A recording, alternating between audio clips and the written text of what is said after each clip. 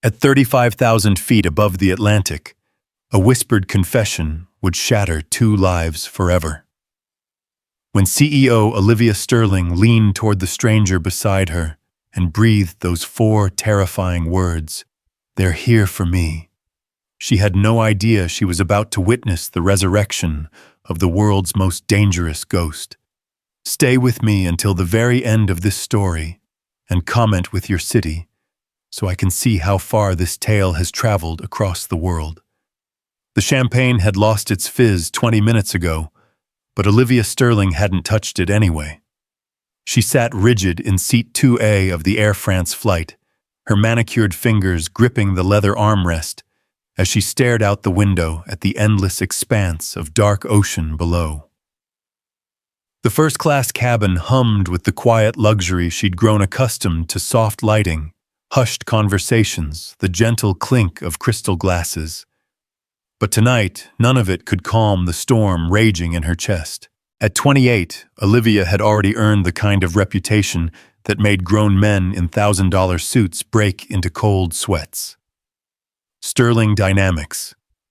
The tech empire she'd inherited from her father and transformed into a global powerhouse was her kingdom. She ruled it with an iron fist wrapped in Hermes silk, making decisions that moved markets and toppled competitors. But right now, as the Boeing 777 cut through the night sky somewhere over the Atlantic, she felt like prey. They knew. The thought had been circling her mind like a vulture ever since she'd boarded in Paris. The merger documents hidden in her briefcase contained secrets that could destroy entire governments, let alone corporations. Industrial espionage had evolved far beyond stealing trade secrets. This was about power that could reshape the global order. And somehow, her enemies had discovered she possessed it. The man in seat 2B shifted slightly, drawing her attention. Michael Harris, that's what his boarding pass had said when she'd glimpsed it earlier. Mid-30s, wearing a simple gray sweater and jeans that looked like they'd seen better days. Dark hair with premature silver at the temples, the kind of weathered face that spoke of too many sleepless nights and difficult decisions. Most striking were his eyes, pale blue, constantly scanning, never quite at rest. Even now, as he helped his daughter with her coloring book, those eyes moved like a security camera sweeping for threats. The little girl couldn't be more than 7. Lily, he'd called her. She had her father's dark hair, but none of his wariness, completely absorbed in turning a cartoon princess's dress bright purple with fierce concentration. Every few minutes she'd show him her progress, and his entire demeanor would soften, a genuine smile replacing the hard lines around his mouth. "That's beautiful, sweetheart," Michael murmured, his voice carrying a slight rasp. Princess Aurora never looked better. Olivia found herself oddly comforted by their quiet interaction. In her world of boardroom sharks and corporate predators, such simple affection seemed almost foreign. She'd built walls so high around herself that sometimes she wondered if there was anything left inside worth protecting.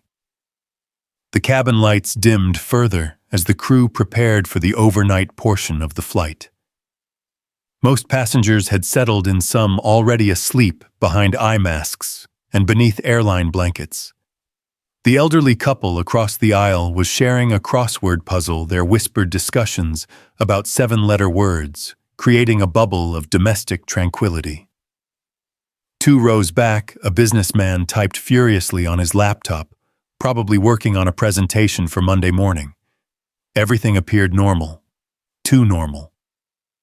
Olivia's phone buzzed softly against her thigh. A text from an unknown number package delivered. "Enjoy your flight." Her blood turned to ice. The phone slipped from her suddenly numb fingers, clattering onto the cabin floor. Michael glanced over, and for just a moment, their eyes met. She saw something flicker in that pale blue gaze, recognition assessment calculation. The look of someone who understood danger on an instinctual level. "You okay?" he asked quietly. His voice pitched low so as not to wake Lily, who had dozed off against the window. Olivia bent to retrieve her phone, her mind racing. The text could mean anything, could be nothing. But her instincts, the same ones that had guided her through hostile takeovers and boardroom coups, were screaming that something was wrong. Very wrong. She straightened up, and that's when she saw him. 3 rows back, a man in a navy suit was watching her. Not the casual glance of a bored passenger, but the focused attention of a predator studying its prey. When their eyes met, he didn't look away. Instead, he smiled, a cold, calculated expression that made her stomach drop. Her gaze swept the cabin more carefully, now looking for what she'd missed before. The businessman with the laptop, his screen was dark, but his fingers were still moving across the keys. The elderly woman doing crosswords had stopped writing, though she maintained the pretense of concentration. A flight attendant was moving through the cabin, but her usual practiced smile seemed strained, forced. How many of them were there? How had they gotten weapons past security? How long did she have? Michael was still watching her, and she could see the concern growing in his expression. "Miss, are you sure they're here for me?"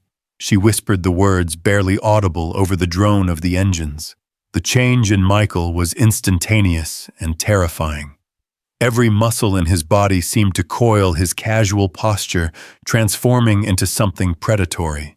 His eyes went flat and cold, scanning the cabin with military precision. When he spoke, his voice had dropped to a barely audible whisper that somehow carried more authority than any boardroom command she'd ever given. "How many?"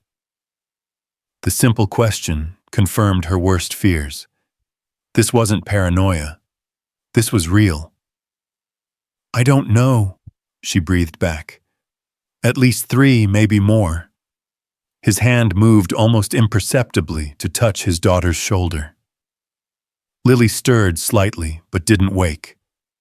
"Listen to me very carefully," he said, his lips barely moving.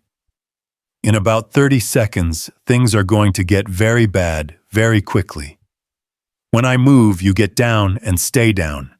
Don't try to help, don't try to run, just make yourself as small as possible and do exactly what I tell you. Understand?" Olivia nodded, her mouth too dry to speak. She'd negotiated billion-dollar deals without breaking a sweat, but this quiet-spoken man with his sleeping daughter had just taken command of her world with a few whispered words. "Good," Michael said. "And Miss Sterling?" Her blood chilled. He knew her name. She hadn't told him her name.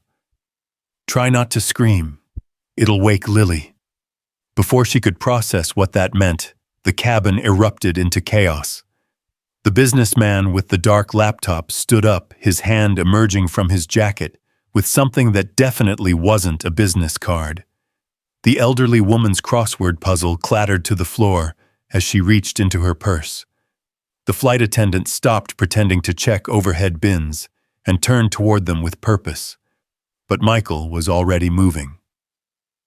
Olivia had never seen anything like it.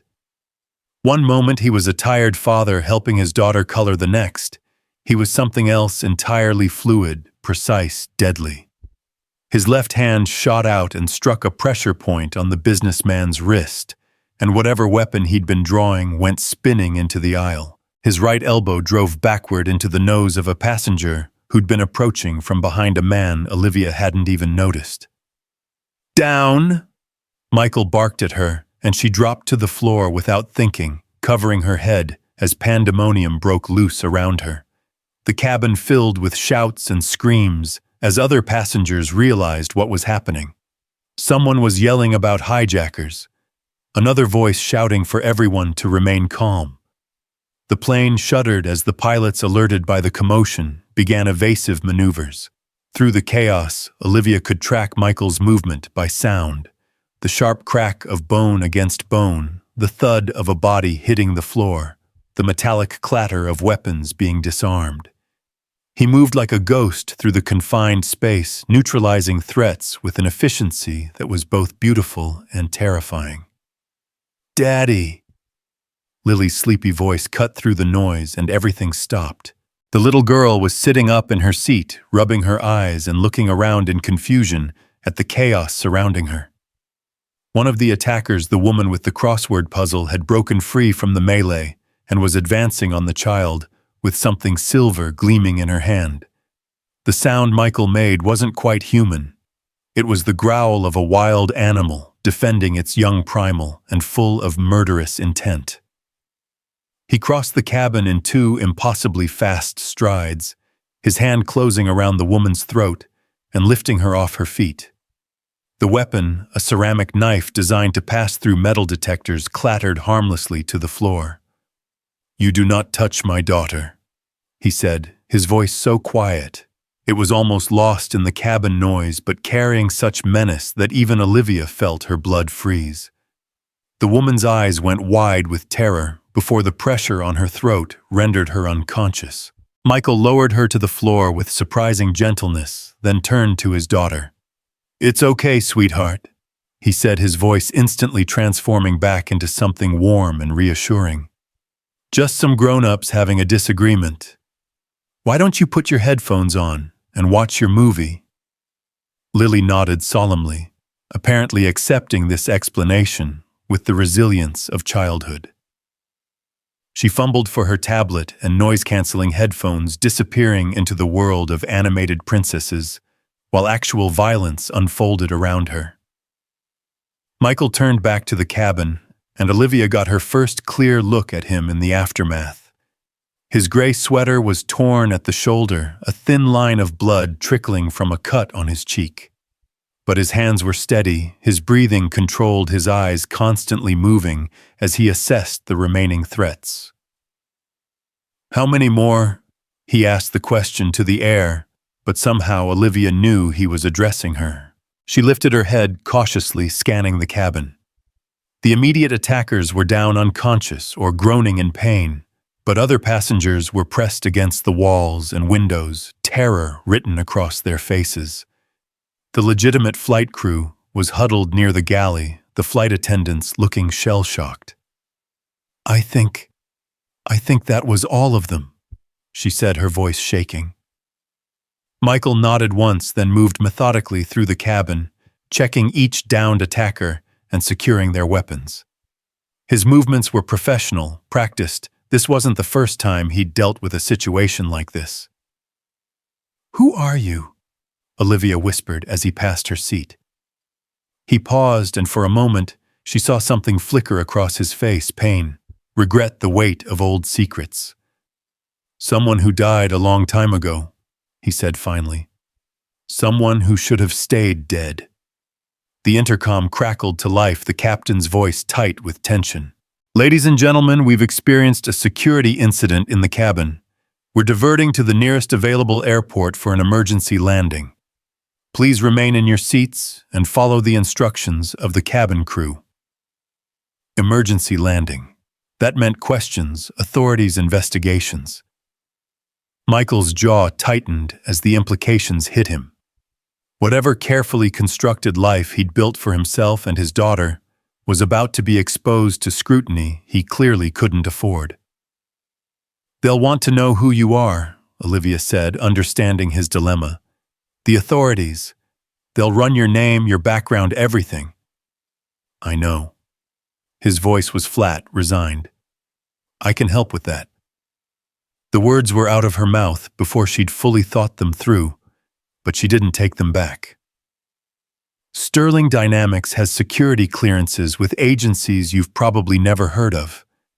I can make sure the right people understand that you're not the threat here." He looked at her sharply. "Why would you do that?" "Because you saved my life. And because—" She gestured toward Lily, who was still lost in her movie, blissfully unaware that her father had just displayed skills that could belong to only one kind of person. "Because she shouldn't have to pay for whatever you used to be." Something shifted in Michael's expression, surprise, maybe even gratitude. But before he could respond, a new voice cut through the cabin noise. "Well, well, Shadow Wolf lives."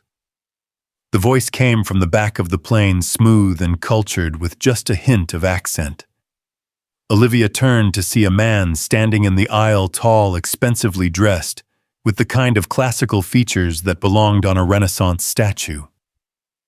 He was clapping slowly, mockingly, as if he'd just witnessed a particularly entertaining performance. Michael went absolutely still. "Cross, did you really think you could hide forever?" The man Cross began walking slowly down the aisle, his hands visible, but his smile predatory. "Did you think a new name and a suburban life would make us forget you're a legend, Wolf? Stories of your work are still told in the shadows." "I'm not that person anymore," Michael said, but his body language told a different story. He'd shifted to put himself between Cross and Lily, every muscle coiled for violence. "Oh, but you are." Cross gestured at the unconscious attackers scattered around the cabin. "Look at what you just did. Look how easily the killer awakened. You can pretend to be Michael Harris, devoted single father, but we both know what you really are."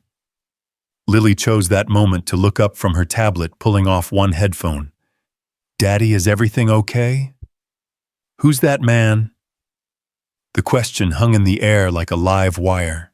Cross's smile widened as he saw the dilemma he'd created: expose the child to the truth of her father's nature, or let a dangerous enemy maintain the advantage. "That's a very good question, little one," Cross said, his voice taking on a mock-friendly tone that made Olivia's skin crawl. "Your daddy has quite a reputation. They call him Shadow Wolf, did you know that? He's very good at making people disappear." Cross.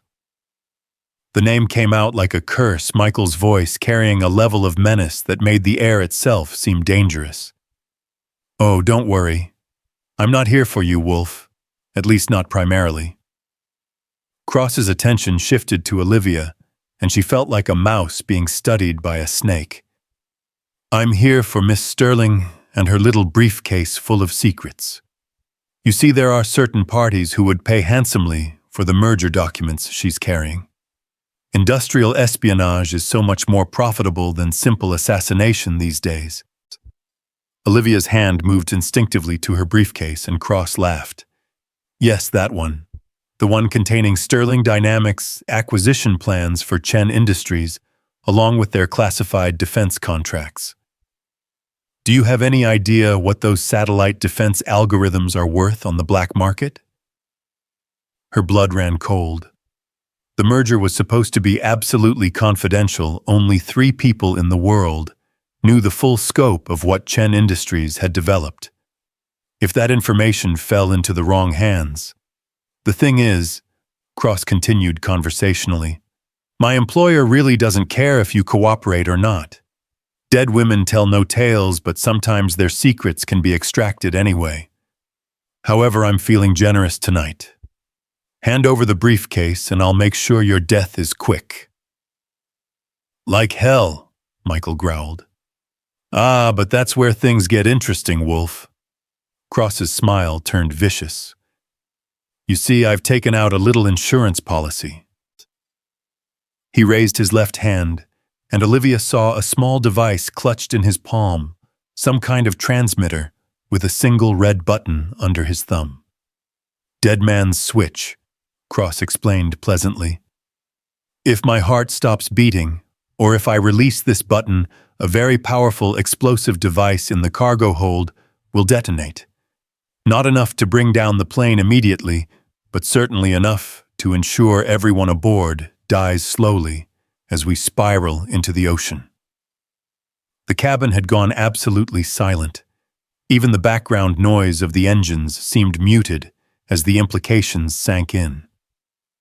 Cross had just revealed that every person on the plane was hostage to his continued good health. "Now then," Cross said, settling into an empty seat with theatrical casualness, "shall we discuss terms, Miss Sterling, the briefcase?" Wolf, perhaps you'd like to tell your daughter the truth about what Daddy used to do for a living. Lily was looking back and forth between the adults, confusion and worry creasing her small features. Daddy, I don't understand what's happening. Michael's face was a mask of controlled fury, but Olivia could see the calculation behind his eyes. He was trapped act against cross, and everyone dies do nothing, and they probably die anyway. It was a perfect psychological prison designed by someone who understood exactly how to exploit his greatest weakness. You want the truth, little one. Cross's voice carried the false sweetness of poisoned candy. Your father was the government's pet monster. He killed people for money. Lots of people. Men, women, anyone who... Stop! The word came from Olivia, surprising everyone, including herself. She stood up slowly, briefcase in hand. You want this? Fine. Take it. But you leave the child out of this. Cross tilted his head, studying her. How refreshingly noble. But I'm afraid it's not quite that simple. You see, Miss Sterling, your death serves multiple purposes. It eliminates a business rival. It sends a message to others who might oppose my employer, and it provides a convenient cover story for this little incident. Your employer? Michael's voice was deadly quiet. Let's just say there are certain parties who find Sterling Dynamics' recent expansion into defense contracting problematic. The merger with Chen Industries would give her access to technologies that some prefer remain in more cooperative hands. The pieces clicked into place in Olivia's mind. This wasn't just about the merger documents. This was about eliminating her, entirely removing Sterling Dynamics from the chessboard of global power politics. Someone had decided she was too independent, too unpredictable, to be allowed to continue building her empire. Who? She demanded. Who wants me dead? Cross wagged a finger playfully. Now, a good mercenary never reveals his clients. Bad for repeat business. The plane shuddered slightly as it began its descent toward whatever emergency landing site the pilots had chosen. Time was running out. Once they were on the ground, Cross would lose the advantage of his dead man's switch, but he'd also have no reason to keep any of them alive. Michael seemed to be thinking the same thing. His eyes met Olivia's, and she saw a moment of silent communication pass between them. He was going to try something, and when he did, she needed to be ready. Daddy? Lily's voice was smaller now, frightened. I want to go home. The simple plea hit Michael like a physical blow. Olivia watched as every carefully constructed wall he'd built around his past came crashing down. This was his choice: remain Michael Harris and watch his daughter die or become Shadow Wolf one last time. I know, sweetheart, he said softly. We're going to go home very soon. He looked directly at Cross, and Olivia saw something change in his expression. A cold, predatory intelligence that made her understand why this man had been a legend in the shadows. Cross, he said conversationally, do you remember Bucharest? For the first time, Cross's composure cracked slightly. That was you, every single one.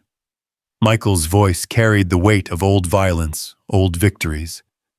17 operatives, all better armed and better positioned than you are right now.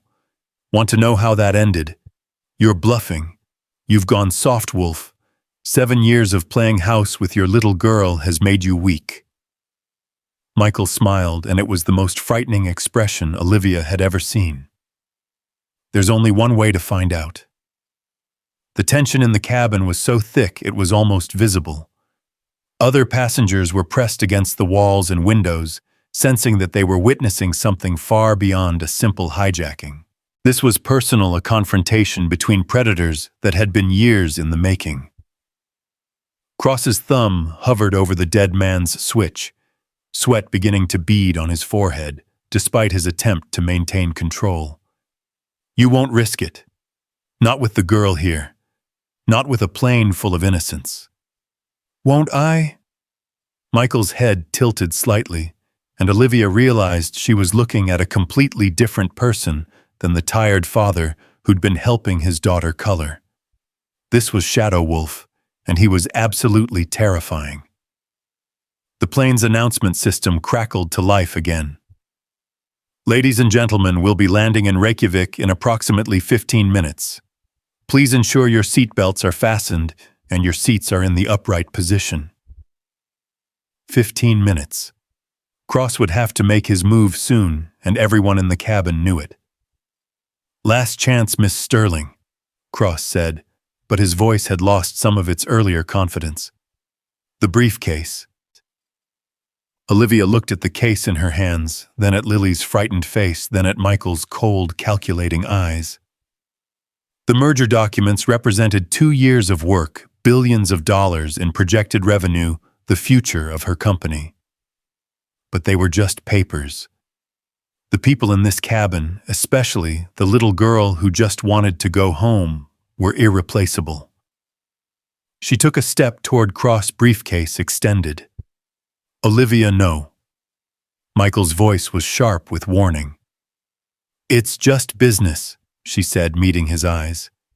Nothing worth dying for.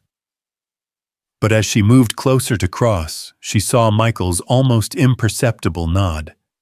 He had a plan. She just had to trust him. Cross reached for the briefcase with his free hand, the dead man's switch still clutched in the other. For a moment, all three of them were connected, Olivia holding one end of the case, Cross grasping the other. Michael poised like a coiled spring just feet away. Pleasure doing business. Cross murmured, his grip tightening on the case. That's when Lily spoke up, her small voice cutting through the tension like a knife. Daddy, are you really Shadow Wolf? The question hung in the air for a heartbeat. Cross's attention flickered toward the child for just an instant, and Michael moved. What happened next defied everything Olivia thought she knew about human capability. Michael seemed to flow across the space between them, his hand striking Cross's wrist with surgical precision. The dead man's switch went flying, and time seemed to slow as everyone in the cabin watched it arc through the air. It hit the floor and bounced once, twice, and didn't explode. Cross's face went white with shock and fury. Impossible! The switch was a fake, Michael said calmly, his hand now wrapped around Cross's throat. You think we didn't know you were coming? You think 7 years of hiding made me forget how to prepare for threats? He leaned in close, his voice dropping to a whisper that somehow carried to every corner of the silent cabin. The real question, Cross, is what my employer is going to do with you now that you've failed. Your employer? Cross's eyes went wide with genuine terror. Michael's smile was all teeth. Did you really think Sterling Dynamics' head of security would let his principal travel unprotected, Miss Sterling? Would you like to explain to Mr. Cross why his mission was doomed from the start? Olivia stared at him in shock, pieces of a puzzle she hadn't even known existed, suddenly clicking into place. You work for me? For 3 years now, Michael confirmed, never taking his eyes off Cross. Ever since you started receiving those anonymous death threats. Your board of directors hired me to keep you alive, though they thought it best if you didn't know about it. Shadow Wolf was officially dead after all. But Michael Harris, security consultant and devoted single father, was perfectly positioned to keep you safe. The revelation hit her like a physical blow. 3 years. He'd been protecting her for 3 years, staying close enough to intervene but far enough away to maintain his cover. The business trips where she'd noticed the same tired-looking father and daughter on her flights, the conference hotels where she'd seen them in the lobby, the restaurants where they'd happened to be dining when she'd felt most paranoid about being watched. He hadn't been stalking her. He'd been guarding her. The merger documents, she said slowly, understanding flooding through her. You knew about the leak. We've known about Cross's employer for months, Michael confirmed. This was a trap, Miss Sterling. You were the bait, and he took it beautifully. Cross was struggling against Michael's grip, his face turning purple. You can't do. This is impossible. Nothing's impossible when you're protecting family, Michael said simply. And Miss Sterling has been family for 3 years now, whether she knew it or not. The plane touched down with a slight bump, the wheels hitting tarmac with a screech of rubber. Through the windows, Olivia could see emergency vehicles racing alongside the aircraft, their lights flashing in the Icelandic darkness. As the plane rolled to a stop, Michael released Cross, who collapsed to the floor, gasping for air. Almost immediately, the cabin doors burst open and tactical teams swarmed aboard, not Icelandic authorities, but operatives Olivia recognized from Sterling Dynamics' security division. Daddy, Lily had pulled off her headphones and was looking around in confusion at all the armed men. Are we home now? Michael's entire demeanor transformed again, the cold operative disappearing as he knelt beside his daughter's seat. Almost sweetheart. We just have to answer some questions first, and then we'll go get those pancakes I promised you. Can Miss Olivia come too? Lily asked, looking at Olivia with the guileless trust of childhood. She seemed sad. Pancakes make everyone feel better. Olivia felt tears prick her eyes as the full weight of the evening crashed down on her. She'd come so close to dying, so close to losing everything, and this little girl was worried about her feelings. I'd like that very much, she managed to say. Michael looked up at her, and for the first time since the ordeal began, she saw uncertainty in his expression. Miss Sterling, Olivia, I'm sorry. I know this wasn't how you wanted to find out. The deception, the lies about who I was. You saved my life, she interrupted. You've been saving my life for 3 years. I think I can forgive a little professional discretion. One of the tactical operatives approached a woman with short blonde hair and the bearing of military command. Shadow Wolf, she said formally. It's good to see you again. Director Kane, Michael acknowledged. I take it the operation was successful. Cross's employer has been identified and neutralized, Kane confirmed. The threat to Miss Sterling has been eliminated. Your cover, however, she glanced meaningfully at the cabin full of witnesses, is blown, Michael finished. I know. We can relocate you, Kane offered. New identities for both of you, somewhere Cross's people will never find you. Michael looked at his daughter, then at Olivia, then back at Kane. Actually, I think we might have a better option. Olivia stepped forward, her mind already working through the possibilities. Sterling Dynamics is always in need of good security consultants, ones with proven track records and excellent references. The pay is competitive, she continued, warming to the idea. Full benefits education trust fund for dependents, and we have an excellent daycare facility on the executive floor. Lily perked up at this. Daycare? Do they have art supplies? The best, Olivia assured her. Michael looked between them, something like wonder crossing his features. You're serious? After everything that just happened, after learning what I am, what I've done, you want me to work for you? Officially this time. Michael, Olivia said softly. I've spent 3 years building walls around myself, thinking I was protecting my company from my enemies. But you've been protecting me from theirs. Maybe it's time I stopped hiding behind barriers and started trusting the people who've proven they're willing to die for what matters. She looked down at Lily, who was watching this adult conversation with the intense focus children reserved for things that might affect their immediate future. Besides, Olivia added with a smile. I've never had anyone invite me for pancakes after a business merger. It might be nice to try something different. Director Kane was already moving toward the exit.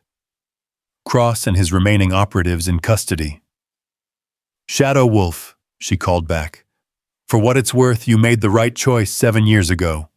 Some things are more important than the mission. As the tactical teams cleared the cabin and the legitimate passengers were escorted off for debriefing, Olivia found herself alone with Michael and Lily in the quiet space. The adrenaline was finally wearing off, leaving her shaky and exhausted. So, she said, settling into the seat across from them. How exactly does one go from government assassin to single father? That seems like quite a career change. Michael's expression grew serious. Lily's mother was an asset I was assigned to protect. She was a scientist who'd discovered something her government wanted to keep secret. When they decided she was too dangerous to live, he trailed off, glancing at his daughter. I protected both of them, he continued quietly. But Sarah didn't make it. She died giving birth to Lily in a safe house in Prague. Her last words were asking me to promise that her daughter would grow up normal, safe-loved. I've spent 7 years trying to keep that promise.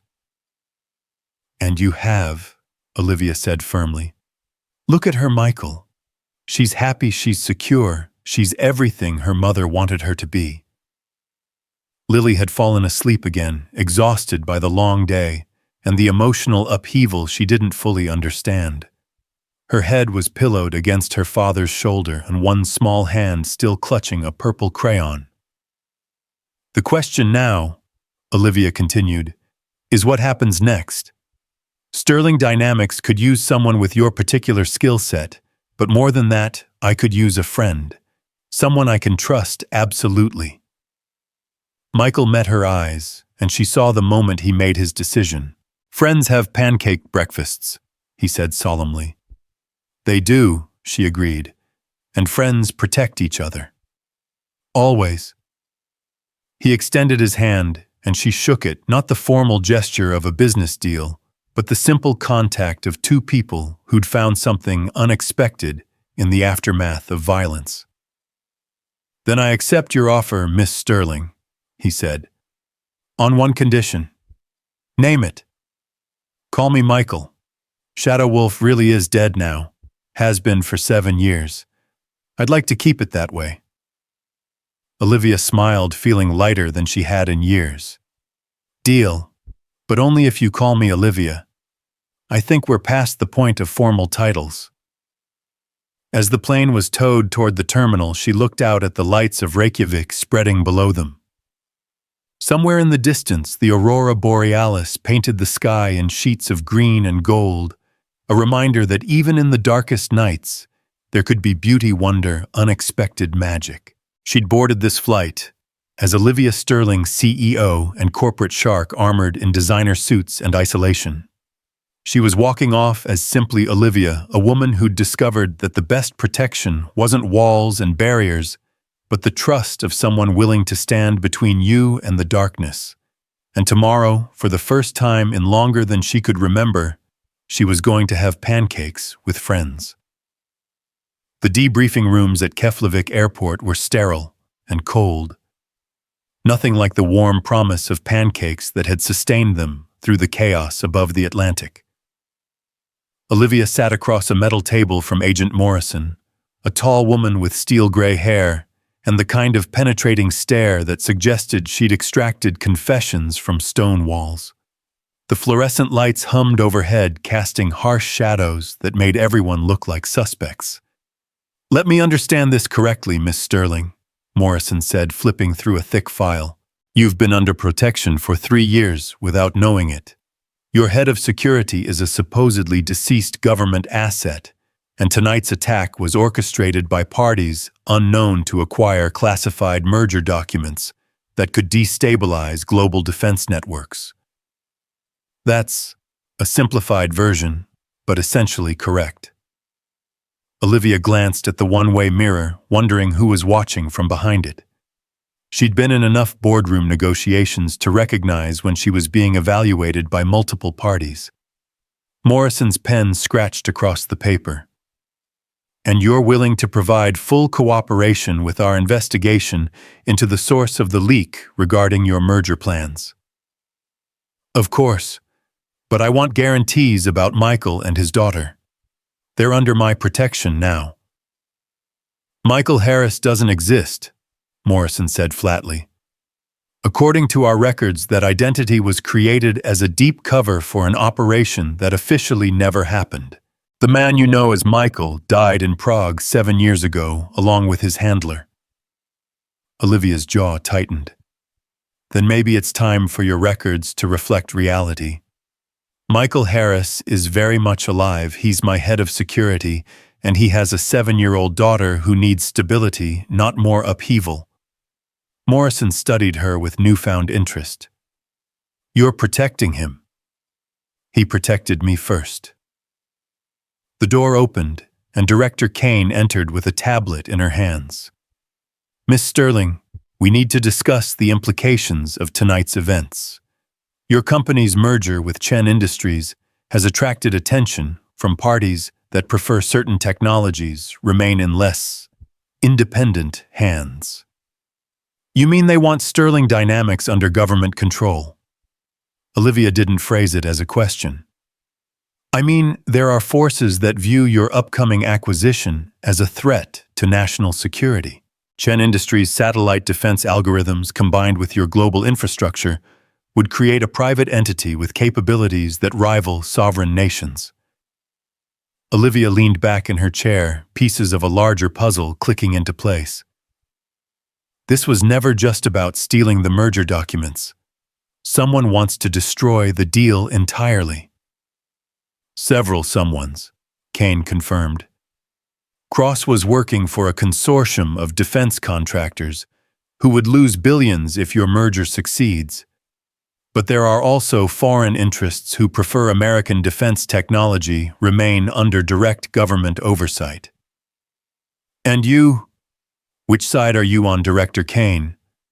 Kane's smile was razor thin. "I'm on the side that keeps the world from burning down, Miss Sterling. Sometimes that means supporting private innovation. Sometimes it means containing it." The subtext was clear. Sterling Dynamics was walking a tightrope between being an asset and becoming a target. Olivia had built her empire by being bold, by taking risks others wouldn't consider. But she was beginning to understand that some risks came with consequences she'd never imagined. "Where's Michael?" she asked, changing tactics. "In another room, being reminded of certain obligations he swore when he first disappeared." Kane's tone suggested those obligations weren't negotiable. "I want to see him." "That's not advisable right now. He's being debriefed about, I want to see him." Olivia's voice carried the authority of someone who'd never learned to accept no as a final answer. "And I want to see his daughter. They're under my protection, which means they're my responsibility." Morrison and Kane exchanged glances. Something passed between them, the kind of silent communication that suggested this conversation had been anticipated. "Very well," Kane said finally. "But understand, Miss Sterling, that what you learn in the next few minutes may change how you view your relationship with Mr. Harris." They led her through a maze of corridors that felt more like a black site than an airport facility. The walls were unmarked, the doors numbered in a sequence that made no logical sense. Olivia filed away every detail, every turn, every security camera. If this partnership was going to work, she needed to understand exactly what kind of world Michael came from. The room they brought her to was smaller than her debriefing chamber, with a table, 3 chairs, and a window that showed the Icelandic night. Michael sat with his back to the door, Lily curled up asleep in his lap. She was still clutching her purple crayon, a small point of innocent color in the sterile environment. "Michael." He turned at her voice and she saw exhaustion written in every line of his face. The transformation from suburban father to deadly operative and back again had taken its toll.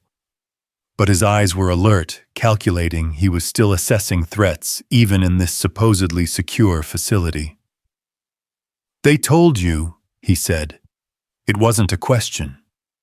"Some of it."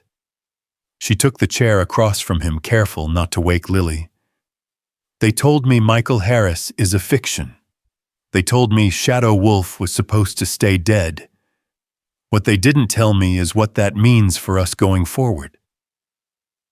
"It means," a new voice said from the doorway, "that we have a problem."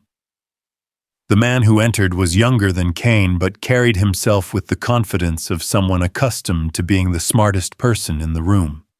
His suit was expensive but unremarkable, the kind of tailored anonymity that suggested serious government money.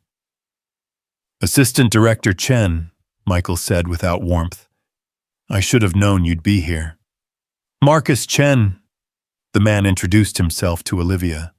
"No relation to the Chen Industries you're acquiring, though I suspect that irony isn't lost on anyone in this room."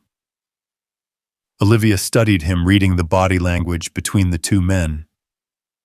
There was history here, and not the pleasant kind. "Let me guess.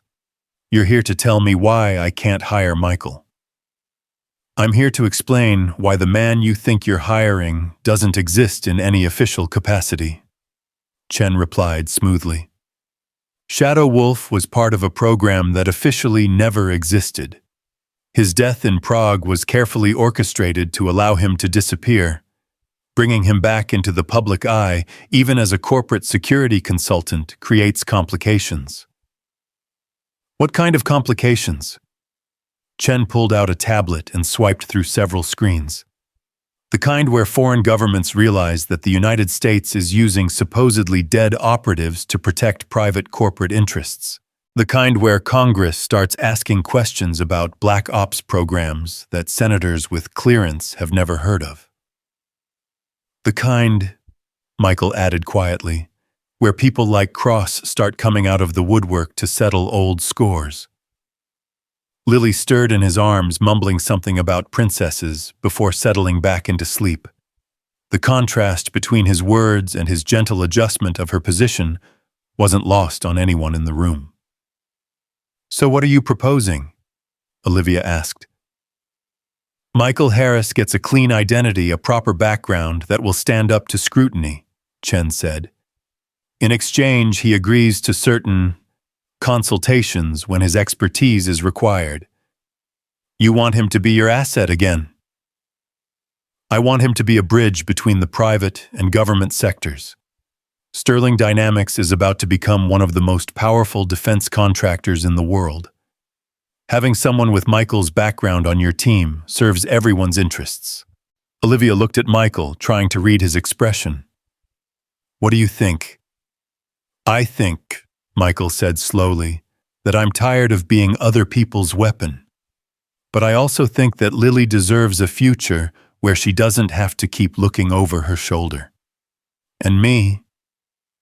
Do I get a say in whether my head of security is moonlighting for the government?" Chen's smile was calculated to be reassuring. "Miss Sterling, you've just been targeted by a consortium that includes foreign intelligence services and domestic defense contractors. Do you really want to face the next attempt without every possible advantage?" The question hung in the air like a challenge. Olivia had built her career on taking calculated risks, but this felt different. This was about more than market share or profit margins. This was about survival in a world where corporate success could make you a target for elimination. "What exactly would this arrangement involve?" she asked. "Information sharing," Chen said. "Early warning when threats are detected. Occasional consultation on matters of mutual interest. Nothing that would compromise Sterling Dynamics' independence or your business objectives." "Nothing official, you mean? Nothing traceable?" "Exactly." Michael shifted Lily in his arms, his expression thoughtful. "There's something else you need to consider, Olivia." Cross mentioned his employer in plural.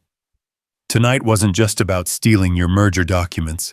It was about eliminating you personally. Someone has decided that you're too dangerous to be allowed to continue building your empire. The words sent a chill down her spine. What are you saying?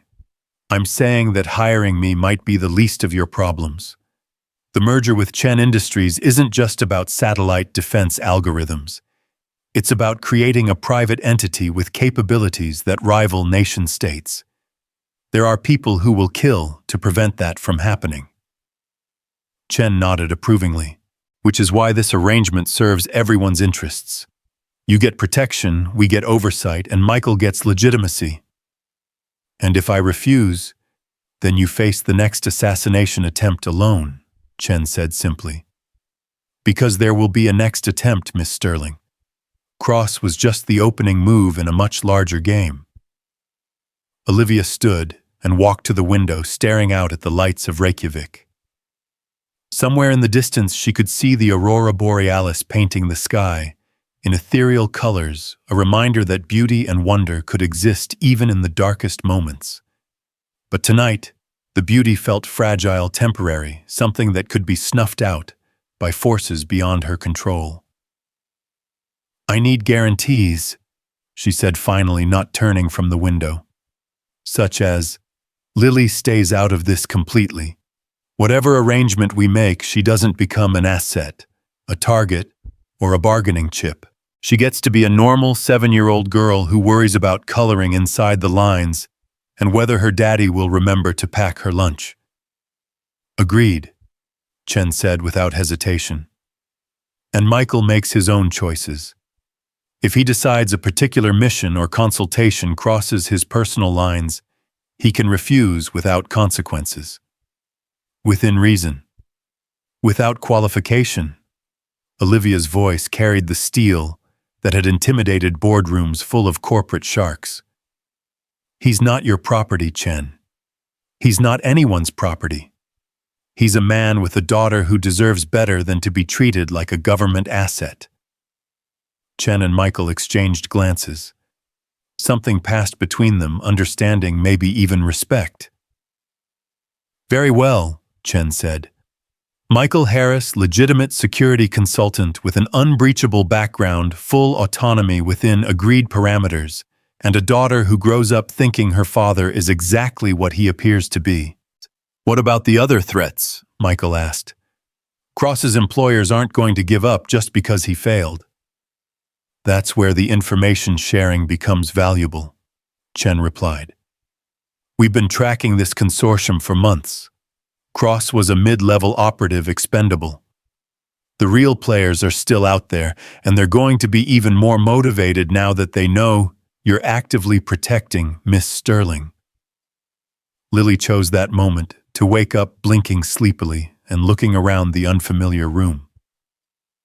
Daddy, where are we? Are we still flying? No, sweetheart. We landed in Iceland. This is just a place where we had to answer some questions about what happened on the plane.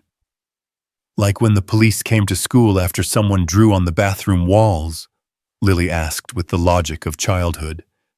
Something like that, Michael said, smiling, despite the tension in the room. Are we in trouble? No, baby, we're not in trouble. In fact, I think we might have made some new friends.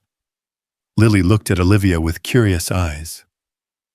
Are you our new friend? Daddy said you might come have pancakes with us. Olivia felt her heart squeeze at the simple question. When was the last time someone had asked if she wanted to be their friend? When had her life become so focused on profit margins and market dominance that she'd forgotten about basic human connection? I'd like that very much, she said, kneeling down to Lily's level. I don't have many friends who know the best places for pancakes. Daddy knows all the best places, Lily said confidentially. He says pancakes are the most important meal of the day. That's breakfast, Michael corrected gently. Pancakes are breakfast, Lily said with unshakable 7-year-old certainty. Chen cleared his throat, drawing their attention back to the adult conversation. If we're agreed on the terms, there are some practical matters to discuss. Michael's new identity will need to be established before you return to the United States. Miss Sterling, your company's security protocols will need to be upgraded significantly. And there's the matter of the merger. Chen Industries' leadership will need to be briefed on the new threat assessment. How long? Olivia asked. 48 hours for the identity work. The security upgrades can be implemented gradually once you're back in New York. The merger briefing. Chen paused. That depends on how much you're willing to reveal to your new business partners about tonight's events. Olivia considered this. Chen Industries was a family-owned company, 3 generations of brilliant engineers who'd built their business on innovation and integrity. They weren't used to the kind of shadows and violence that apparently came with Sterling Dynamics' level of success. We tell them what they need to know to stay safe, she decided. Nothing more. Acceptable. Chen made notes on his tablet. Director Kane will handle the technical details. I'll coordinate with Sterling Dynamics' legal department on the consultant agreement for Michael. Just like that? Michael asked. 7 years of being dead, and now I get to be alive again because it's convenient. Chen's expression grew serious. Michael, you were never really dead. You were just sleeping. Tonight proved that some skills don't fade, some instincts don't dull. The question isn't whether you can go back to being Michael Harris' suburban father. The question is whether you can be Michael Harris' suburban father and corporate security consultant without losing either identity. I can help with that, Olivia said quietly. Sterling Dynamics believes in work-life balance. We have excellent childcare, flexible schedules, and a very generous vacation policy. Lily perked up at this. Vacation. Can we go to Disney World? If your daddy wants to take you to Disney World, I'm sure we can arrange some time off, Olivia said solemnly. Michael looked between them, Chen with his government efficiency, Olivia with her corporate power, and Lily with her innocent dreams of theme parks and cartoon characters. The choice he was being asked to make wasn't just about his own future. It was about what kind of world he wanted his daughter to grow up in. All right, he said finally, but I have conditions of my own. Name them, Chen said. First, Lily never knows about any of this. As far as she's concerned, Daddy consults on security for Miss Sterling's company. Period. Agreed. Second, if there comes a time when protecting Olivia means choosing between her safety and Lily's, I choose Lily. Every time. No exceptions. Chen started to object, but Olivia cut him off. Agreed. I wouldn't expect anything else. Third, Michael continued, we do this as partners, not as handler and asset. I provide security and consultation, but I'm not taking orders from anyone except my actual employer. He looked at Olivia. That's you, by the way. I gathered that, she said with a smile. Chen nodded slowly. The arrangement will need to be structured carefully to maintain deniability, but yes. Michael Harris, independent security consultant, occasionally works with government agencies on matters of mutual interest. And fourth, Michael said, his voice growing softer as he looked down at his daughter. When this is over, when the threats are neutralized and the merger is complete and Olivia is safe, I want out. Completely out. I want to take Lily somewhere quiet, where she can grow up normal, and I want to forget that Shadow Wolf ever existed. The room fell silent. Chen's expression was unreadable, but Olivia thought she saw something like sadness in his eyes. Michael, Chen said carefully, you know it's not that simple. Once you're back in the game, even peripherally, there's no guarantee you'll be allowed to leave again. Then I guess we'll have to make sure the game ends, Michael replied. Permanently. Before Chen could respond, Lily tugged on her father's sleeve. Daddy, I'm hungry. Can we go get those pancakes now? I want the ones with strawberries and whipped cream. The simple request broke the tension in the room, like a stone dropped into still water. Here they were discussing assassination attempts and government conspiracies and the fate of global defense networks, and a 7-year-old just wanted breakfast. You know what? Olivia said, standing up. I think pancakes sound perfect. Director Kane can handle the paperwork and Chen can coordinate with my legal team. But right now I have a promise to keep to a little girl who's been very patient while the adults worked out their problems. Chen looked like he wanted to object, but Kane appeared in the doorway as if summoned. The preliminary arrangements are complete, she announced. Michael Harris now officially exists, complete with employment history credit rating and a very impressive recommendation letter from his previous employer, a private security firm that just happened to go out of business last year. Convenient, Michael observed. We're very thorough, Kane replied without irony. Miss Sterling, your company jet is being prepared for departure. We've taken the liberty of upgrading your security detail for the return flight. More operatives? Olivia asked. Better operatives. People who understand the new threat profile and know how to handle situations like tonight without traumatizing children or drawing unwanted attention. Lily had been following this conversation with the intense focus children reserved for adult discussions that might affect their immediate future. Are we going on another airplane? A different airplane, Michael assured her. A smaller one just for us. Will there be bad people on this one too? The question hit like a physical blow. Despite their efforts to shield her from the reality of what had happened, Lily had understood more than they'd hoped. Children were remarkably perceptive, especially when their safety was involved. No baby, Michael said, pulling her close. There won't be any bad people. Just us, Miss Olivia, and some very boring security people who are going to make sure we have a peaceful flight. Good, Lily said decisively. I don't like bad people. They're scary and they make you upset. Olivia felt tears prick her eyes at the simple statement. In a world of corporate machinations and government conspiracies, sometimes the clearest truths came from 7-year-old girls who just wanted their daddy to be happy. I don't like them either, she said seriously. That's why your daddy is going to help me make sure they can't hurt anyone anymore. Lily considered this with the gravity of someone much older. Is that why you need him? Because he's really good at stopping bad people? That's one reason, Olivia said carefully. But mostly I need him because he's really good at taking care of people he cares about. And I think it would be nice to have someone like that looking out for me. Daddy's the best at taking care of people, Lily said with absolute certainty. He makes the best grilled cheese sandwiches in the whole world, and he always remembers to check for monsters under my bed.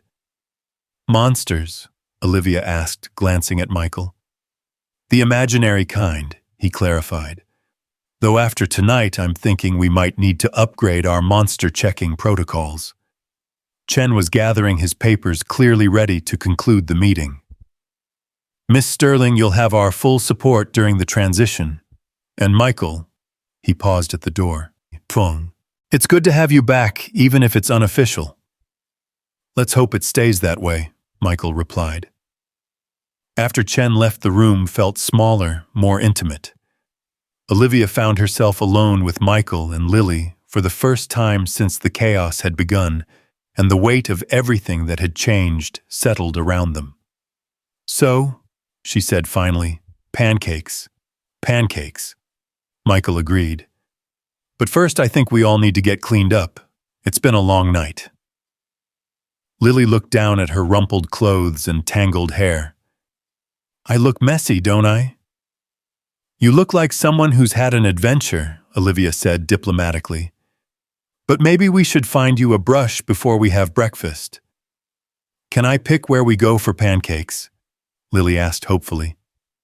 Absolutely, Olivia said. Where would you like to go? Lily's face lit up with excitement. There's this place in Manhattan that has pancakes shaped like Mickey Mouse. Daddy took me there for my birthday, and they put sparklers in them. Michael and Olivia exchanged glances. Manhattan. Home. The place where Sterling Dynamics' headquarters rose like a steel and glass monument to corporate power, where threats both known and unknown waited in the shadows. Mickey Mouse pancakes sound perfect, Olivia said, pushing aside thoughts of danger and conspiracy. But first, we have to get there safely. The flight will be secure, Michael assured her. And once we're back in New York, we can start implementing the security upgrades Chen mentioned. Together, Olivia said. It wasn't a question. Together, he confirmed. As they prepared to leave the sterile government facility for the promise of Mickey Mouse pancakes and a new beginning, none of them noticed the figure watching from the shadows outside. Cross had been neutralized, but his employers were far from finished. The real game was just beginning, and the stakes were higher than any of them yet realized. But for now, there were pancakes to plan, and a little girl's laughter to protect. And sometimes in the face of overwhelming darkness that was enough to light the way forward. The figure watching from the shadows outside the Reykjavik facility didn't move as the Sterling Dynamics jet taxied toward the runway. Dr. Elena Vasquez had been observing for 3 hours now, her breath forming small clouds in the frigid Icelandic air as she catalogued every security measure, every face, every potential weakness. Cross had been a useful tool, but tools could be replaced. What mattered was the mission, and the mission was far from over. She pressed a small device to her ear as the jet's engines spooled up. Phoenix here. The package is airborne. Confirm secondary assets are in position for Manhattan arrival. The response crackled through encrypted channels. Confirmed. Ground team is standing by. Financial markets have been prepared for disruption. Elena smiled, her breath misting in the cold. Excellent. Initiate phase 2 upon landing. And remember, the child is not to be harmed. She's more valuable alive than dead. 37,000 feet above the Atlantic, Lily had finally fallen into a deep sleep across 2 seats that had been converted into a small bed. The Sterling Dynamics jet was a marvel of corporate luxury mahogany paneling, leather everything, and technology that rivaled Air Force One. But Michael wasn't admiring the amenities. He was studying the security briefing that had been waiting for them upon takeoff. 12 separate intelligence agencies have flagged Sterling Dynamics as a high-value target, he said quietly, passing a tablet to Olivia. Cross wasn't working alone, and his employers have connections that go deeper than we initially thought. Olivia scrolled through the threat assessment, her expression growing darker with each page. The Meridian Consortium. I've heard whispers about them in certain circles, but I thought they were just corporate boogeyman stories. Very real boogeyman, Michael confirmed. Think of them as a shadow board of directors for global defense spending. They don't just influence policy, they create it. And your merger with Chen Industries threatens to disrupt a very lucrative status quo. The numbers on the screen were staggering. Trillions of dollars in defense contracts, weapons sales, and technological development that flowed through a network of companies that all traced back to the same dozen power brokers. Sterling Dynamics' independence represented a crack in their carefully constructed monopoly. They're not just trying to steal our technology, Olivia realized. They're trying to eliminate competition entirely. More than that, Michael said, pointing to a section marked Classified. They're trying to control the future of warfare itself. Chen Industries' satellite defense systems aren't just defensive, they're potentially offensive. In the wrong hands, those algorithms could be used to disable any nation's defense network. Olivia leaned back in her seat, the weight of responsibility settling on her shoulders like a lead blanket. So we're not just protecting a business merger. We're potentially preventing a global catastrophe. Welcome to my old world, Michael said grimly, where corporate success and national security are so intertwined that sometimes you can't tell where one ends and the other begins. The flight attendant, a serious woman with the bearing of military special forces, approached with coffee and a secure communication device. Miss Sterling, you have an encrypted call from New York. Priority 1. Olivia accepted the device, noting how the attendant's eyes constantly scanned for threats, even in the confined space of the aircraft. Olivia Sterling. Miss Sterling, this is James Chen, CEO of Chen Industries. The voice was stressed, urgent. We have a situation. My daughter has been kidnapped. The words hit like a physical blow. Michael was on his feet, instantly moving toward the communication station while gesturing for Olivia to keep Chen talking. When? Olivia asked, her voice steady, despite the panic building in her chest. 2 hours ago. She was leaving her graduate program at MIT when a van pulled up. 3 men, professional, efficient. They left this. There was a pause, then Chen's voice came back strained. A photo of her tied to a chair and a note saying they want to discuss the merger terms. Michael had connected to the jet's secure network and was pulling up real-time intelligence feeds. His fingers flew across the keyboard with practiced efficiency, accessing databases that technically didn't exist. Mr. Chen, Olivia said carefully, I need you to contact the FBI immediately. Do not attempt to negotiate with the kidnappers. We're dealing with professionals who won't hesitate to... Miss Sterling, Chen interrupted. They specifically said no law enforcement. They want to meet with you personally, tonight when you land in New York. That's not happening, Michael said flatly, not looking up from his screens. It's obviously a trap designed to lure you into the open. They have an innocent girl, Olivia said. We can't save her by walking into an ambush, Michael countered. This is exactly what they want you, emotional off balance, making decisions based on guilt instead of strategy. Lily stirred in her sleep, mumbling something about purple crayons. The innocent sound was a stark reminder of what was at stake, not just corporate billions or national security, but the safety of children who had no part in their parents' dangerous games. Mr. Chen, Olivia said, we'll handle this. But you need to trust us to do it our way. No negotiations, no meetings, no giving them what they want. We're going to get your daughter back, but we're going to do it smart.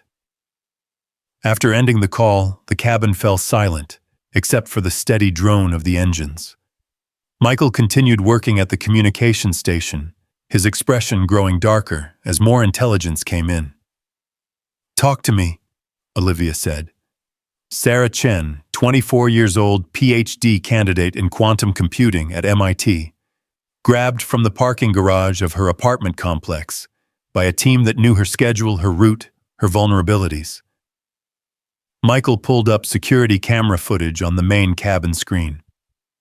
Look at this. They disabled 7 different cameras along her normal path home but left one operational specifically so we'd see the snatch. The footage was grainy but clear enough to show 3 figures in dark clothing moving with military precision. The entire operation took less than 90 seconds from approach to disappearance. They wanted us to see it, Olivia observed. They wanted you to see it, Michael corrected. This isn't about ransom money or even the merger documents. This is about psychological pressure. They're betting that your guilt over endangering an innocent family will make you careless. Are they right? Michael looked at her directly, and she saw both understanding and warning in his expression. That depends on whether you're willing to trust me to handle this the way it needs to be handled. Which is like a war, he said simply. Because that's what this is. The Meridian Consortium has moved beyond corporate espionage into actual terrorism. They're holding a hostage to force a business decision. That makes them enemy combatants, and enemy combatants get treated accordingly. The weight of his words settled over the cabin like a heavy blanket. Olivia had built her career on negotiations, on finding win-win scenarios where everyone could profit. But this wasn't a boardroom, and these weren't businessmen looking for a deal. "What do you need from me?" she asked. "I need you to let Shadow Wolf handle this," Michael said quietly. "I need you to understand that saving Sarah Chen might require me to do things that Michael Harris' devoted father would never do."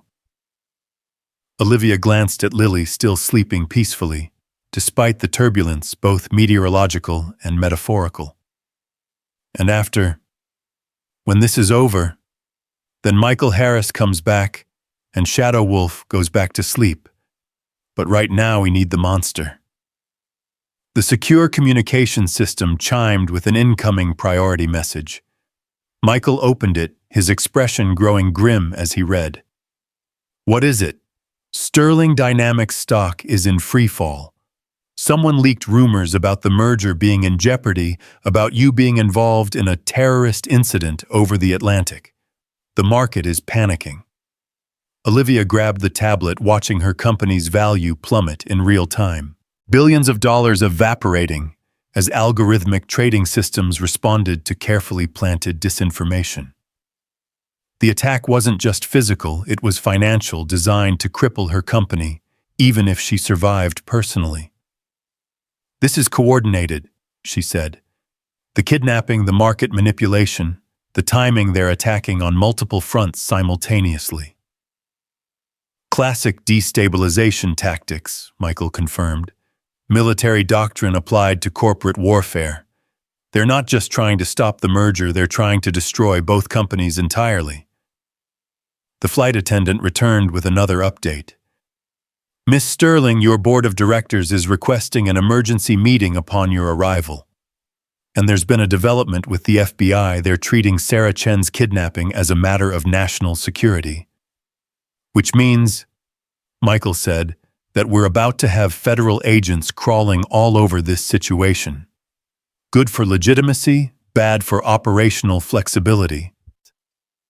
Olivia stood and moved to one of the cabin windows, staring out at the dark expanse of ocean below. Somewhere beneath those waves lay the wreckage of ships and planes from previous conflicts, monuments to the price of miscalculation in dangerous times. "Michael," she said without turning around, "if we do this, if we go to war with the Meridian Consortium, what are the chances we all survive intact? Honestly, maybe 60% for you, 40% for me, 90% for Lily and Sarah Chen, if we do everything right. And if we don't fight, if we try to negotiate, 0% for Sarah Chen, 50% for you in the short term, 10% in the long term. The consortium doesn't believe in leaving loose ends." She turned back to face him. "Those aren't great odds either way." "No," Michael agreed. "But they're better than the odds Sarah Chen has if we do nothing." The decision crystallized in her mind with sudden clarity. For 3 years, she'd built walls around herself, convinced that isolation was protection. But walls could become prisons, and some fights couldn't be won by hiding behind barriers. "Do it," she said. "Whatever you need to do, whoever you need to become, do it. But we bring that girl home safely." Michael nodded once, then moved to a secure equipment locker that had been installed for this flight. When he opened it, Olivia saw an array of weapons and communication devices that definitely weren't standard corporate equipment. Director Kane was thorough, he observed, selecting items with practiced efficiency. "Everything I need to remind the consortium why Shadow Wolf earned his reputation." As he worked, his entire demeanor began to shift. The gentle father helping his daughter with coloring books was fading, replaced by something harder, more focused. When he spoke again, his voice carried a cold authority that made the cabin feel smaller. "First priority is establishing a secure base of operations. Sterling Dynamics headquarters is compromised. They'll have surveillance and probably assets inside the building. We need somewhere they won't expect us to go. I have a private residence in the Hamptons, Olivia offered. Off the books purchased through shell companies. Too isolated. If they find us there, we're trapped with no backup options. Michael was studying a tactical map of Manhattan on his tablet. We need somewhere public enough that they can't attack openly, but secure enough for planning operations. What about the St. Regis? I keep a permanent suite there for overseas guests. Top floor, excellent security, and enough legitimate business traffic to provide cover. Better, Michael agreed. Central location, multiple exit routes, and hotel security that's actually competent. He paused, considering. Plus, they'll expect us to go either to ground or to your office. A luxury hotel is counterintuitive enough to buy us some time. Lily stirred again, this time opening her eyes and looking around the cabin in confusion. Daddy, are we almost there? I'm hungry. The innocent question broke through the tactical planning like sunlight through storm clouds. Michael's expression immediately softened as he moved to her side. Almost, sweetheart. Maybe another hour. Are you okay? You were sleeping for a long time. I had a dream about pancakes, Lily said seriously. They were purple and they could fly. Flying purple pancakes, Michael said with a smile that didn't quite reach his eyes. That sounds like a very good dream. Can we still have Mickey Mouse pancakes when we get home, you promised?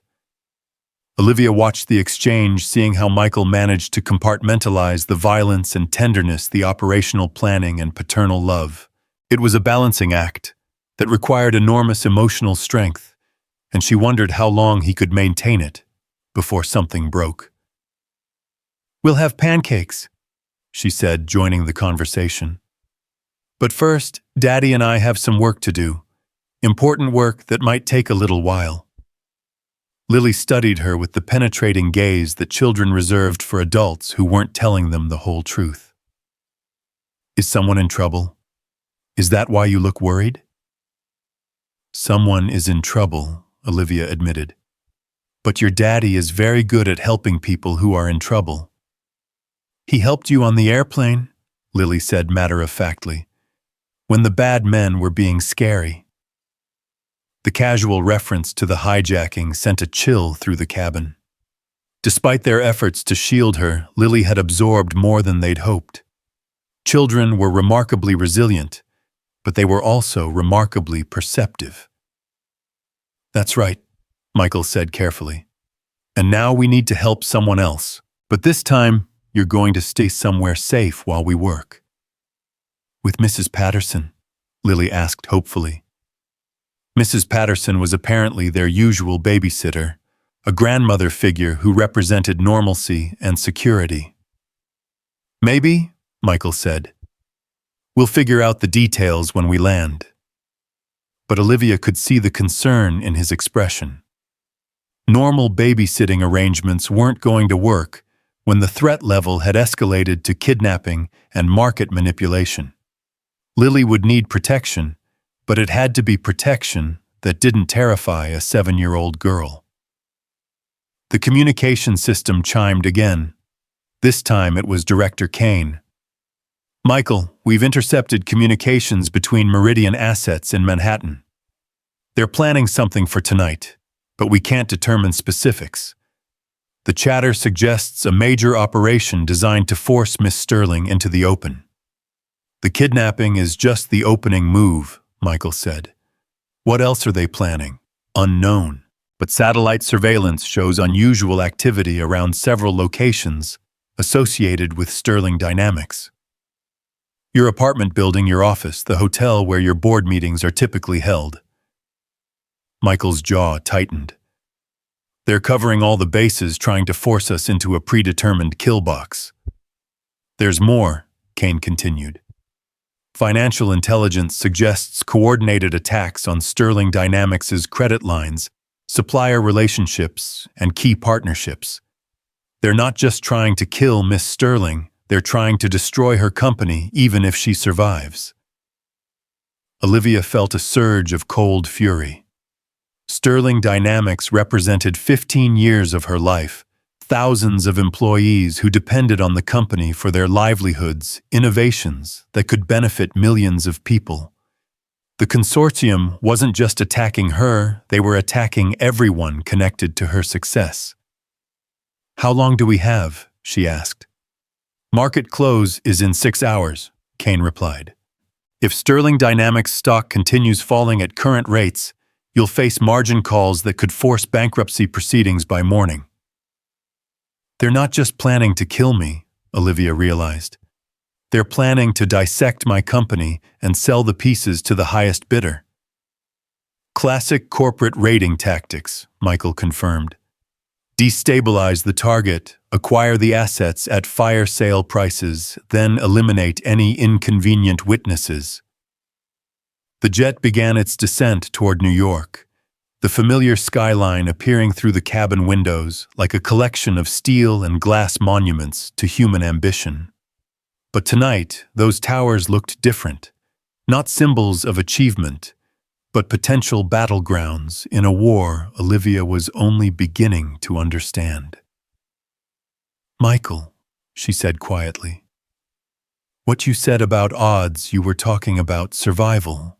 What are the odds we win, actually defeat the consortium, and end this threat permanently?" He was quiet for a long moment, studying the tactical displays that showed enemy assets moving through Manhattan like pieces on a deadly chessboard. "Honestly," he said finally, "maybe 20%. They have more resources, more people, more experience with this kind of warfare. But they also have weaknesses, such as arrogance. They're so used to winning through intimidation and overwhelming force that they don't expect real resistance. And they're fighting on multiple fronts, financial, physical, political. That spreads them thin. And us, what are our advantages?" Michael looked at Lily, who had gone back to sleep despite the adult conversation swirling around her. "We have something worth fighting for. They're fighting for profit and power. We're fighting for people we care about. That makes a difference." "Does it really?"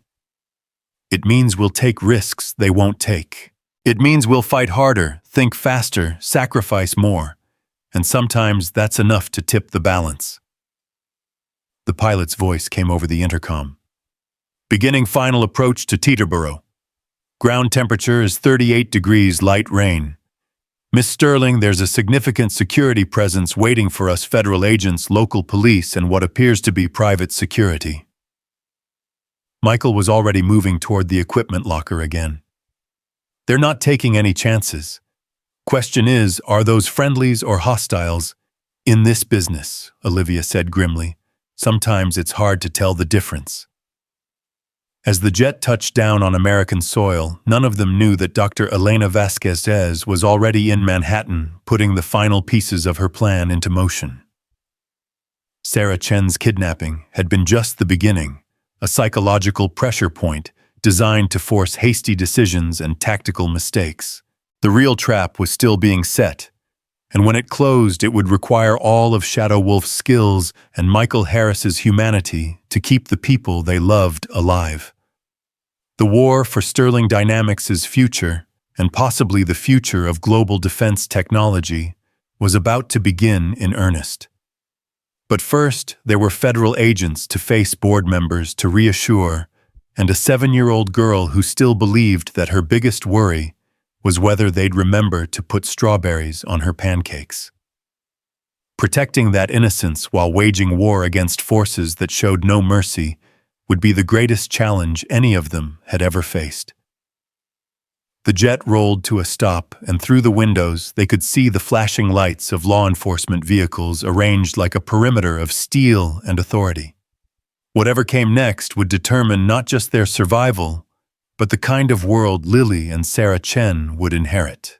The federal agents waiting on the tarmac weren't the polished bureaucrats Olivia had expected.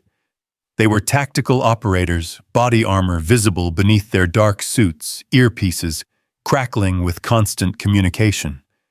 The lead agent stepped forward as the jet's door opened, his hand resting casually on his sidearm.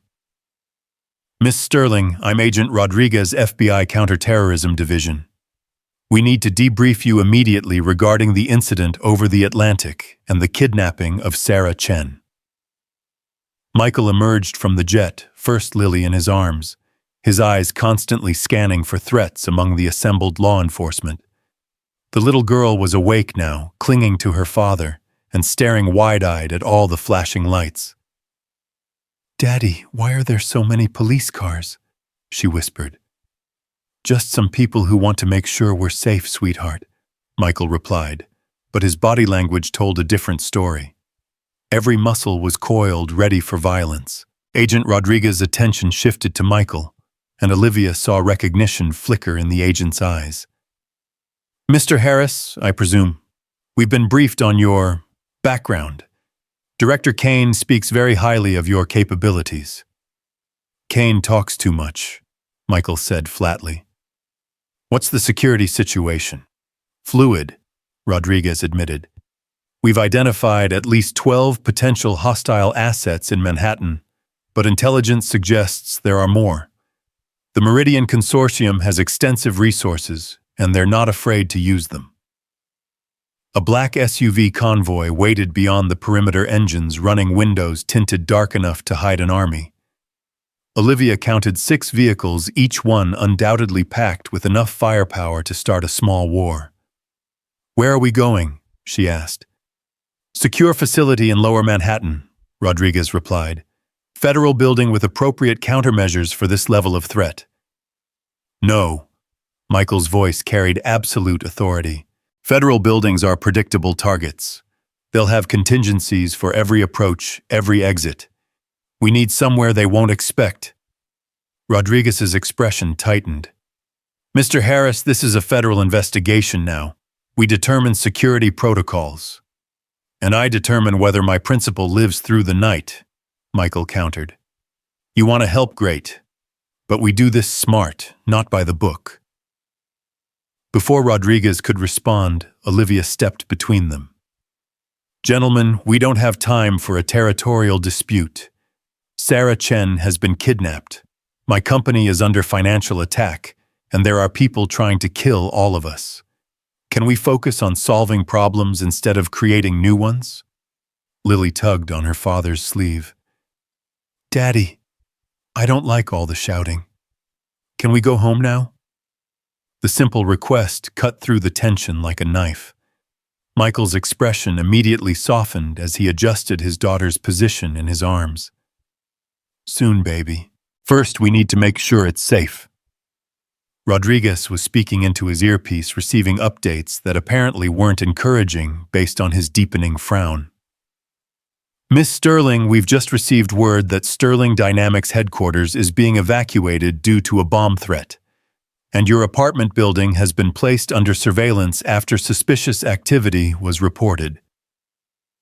"They're flushing us out," Michael said grimly. "Eliminating our safe havens one by one until we're forced into the open." "What about the St. Regis?" Olivia asked. Michael considered this, running tactical calculations in his head. "Public enough to discourage direct assault, secure enough for planning, and unexpected enough to buy us time. But we'll need additional security." "I can provide that," Rodriguez said. "Discreet surveillance, plainclothes operatives, technical support." "And I can provide something else," a new voice said. They turned to see Director Kane approaching with a woman Olivia didn't recognize, mid-30s, elegant in an understated way with the kind of sharp intelligence that suggested she was much more dangerous than she appeared. "Miss Sterling, Mr. Harris, I'd like you to meet Dr. Amanda Chen, Sarah's older sister, and a specialist in corporate intelligence." Dr. Chen stepped forward, and Olivia could see the controlled fury burning behind her professional demeanor. "Miss Sterling, my sister was taken because of your merger. I want these people found and stopped permanently." "Dr. Chen," Michael said carefully, "this isn't about revenge. It's about strategic neutralization of a threat. Don't patronize me, Amanda replied sharply. I have 2 PhDs from Stanford and 15 years of experience in corporate counterintelligence. I know exactly what this is about, and I know exactly what needs to happen. She pulled out a tablet and began displaying financial data that made Olivia's blood run cold. The Meridian Consortium isn't just attacking Sterling Dynamics. They're positioning themselves to acquire Chen Industries as well. My father's company, my sister's inheritance, everything my family has built for 3 generations. They're going for a complete takeover, Olivia realized. Destroy both companies, acquire the assets, control the technology, and eliminate anyone who might object to their methods, Amanda added. Which means all of us are targets now. Lily had been following this conversation with the intense focus children reserved for adult discussions that felt important. Miss Amanda, are you sad because someone took your sister? Amanda's professional composure cracked slightly. Yes, sweetheart. I'm very sad and very worried. My daddy is really good at finding people who are lost, Lily said with absolute confidence. He found my teddy bear when I left him at the airport, and teddy bears are very small. Despite everything, Amanda smiled. Thank you. I hope your daddy can help find my sister too. Michael was studying the tactical displays on Kane's tablet, mapping out enemy positions and potential approach routes. They're using a classic pincer movement pressure from multiple directions to force us into a predetermined kill zone. But they're making one critical mistake. Which is, Rodriguez asked. They're assuming we'll react defensively, that we'll focus on protecting what we have instead of attacking what they value. Michael's expression had gone cold again, the operational planner taking control. Time to remind them why Shadow Wolf earned his reputation. Kane nodded approvingly. What do you need? Access to Meridian financial networks. If they want to play economic warfare, let's show them what real financial terrorism looks like. I can provide that, Amanda said. Chen Industries has been investigating Meridian's business practices for months. We have detailed intelligence on their corporate structure, their funding sources, their vulnerabilities. Perfect, Michael said. Rodriguez, I need your tactical teams positioned at 3 locations: Sterling Dynamics headquarters, the Chen Industries offices, and the St. Regis Hotel. Make it obvious, make it predictable. You want them to know where we are? Rodriguez asked. I want them to think they know where we are, Michael corrected. While they're focused on the obvious targets, we'll be hitting them where they're vulnerable. Olivia was beginning to understand the strategy. You're going to make them choose continue their attacks and risk exposure, or pull back and lose the initiative. Exactly. And while they're making that choice, we find Sarah Chen and extract her safely. The convoy began moving toward Manhattan with 6 black SUVs cutting through traffic with federal authority. But Olivia noticed that Michael wasn't satisfied with their security arrangements. His eyes constantly moved, cataloging potential threats, escape routes, tactical advantages. Talk to me, she said quietly, settling into the seat beside him, while Lily dozed against his shoulder. Too many variables, he replied. Too many people involved, too many agencies with their own agendas. In my experience, operations this complex tend to develop complications. What kind of complications? The kind where friendly fire becomes a real concern. The FBI wants to make arrests and build cases. Kane's people want to eliminate threats permanently. Amanda wants her sister back alive. You want to save your company. All valid objectives, but not necessarily compatible. Through the SUV's armored windows, Manhattan's skyline grew larger, the familiar towers now looking like potential sniper nests and surveillance points. Every shadow could hide an enemy. Every reflection could mask hostile observation. Michael, Olivia said, What you said earlier about odds, what happens if we don't survive this? Lily goes to my sister in California, he said without hesitation. I've already made arrangements. Legal custody trust fund, everything she'll need for a normal life. And Sterling Dynamics. Your board will probably sell to the highest bidder within 6 months. The Meridian Consortium will acquire the valuable assets, and thousands of employees will lose their jobs. The stark assessment hit her like a physical blow. 15 years of building something meaningful, creating something that mattered, and it could all disappear because she'd been naive enough to think success didn't come with mortal enemies. Unless we win, she said. Unless we win, Michael agreed. The SUV convoy pulled up to the St. Regis, the hotel's elegant facade, a stark contrast to the armored vehicles and tactical operators surrounding it. But Olivia noticed something else, subtle signs that the building was already under surveillance.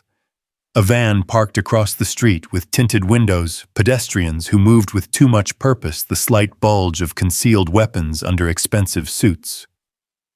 They're already here, Michael observed, following her gaze. How many? Rodriguez asked, speaking into his radio. Hard to tell.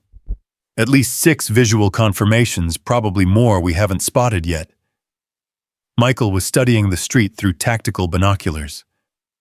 But they're maintaining distance, not moving to intercept. They want to see what we do next. Amanda leaned forward from the rear seat. My sister's been missing for 4 hours now. Every minute we delay is a minute we use to save her life, Michael interrupted.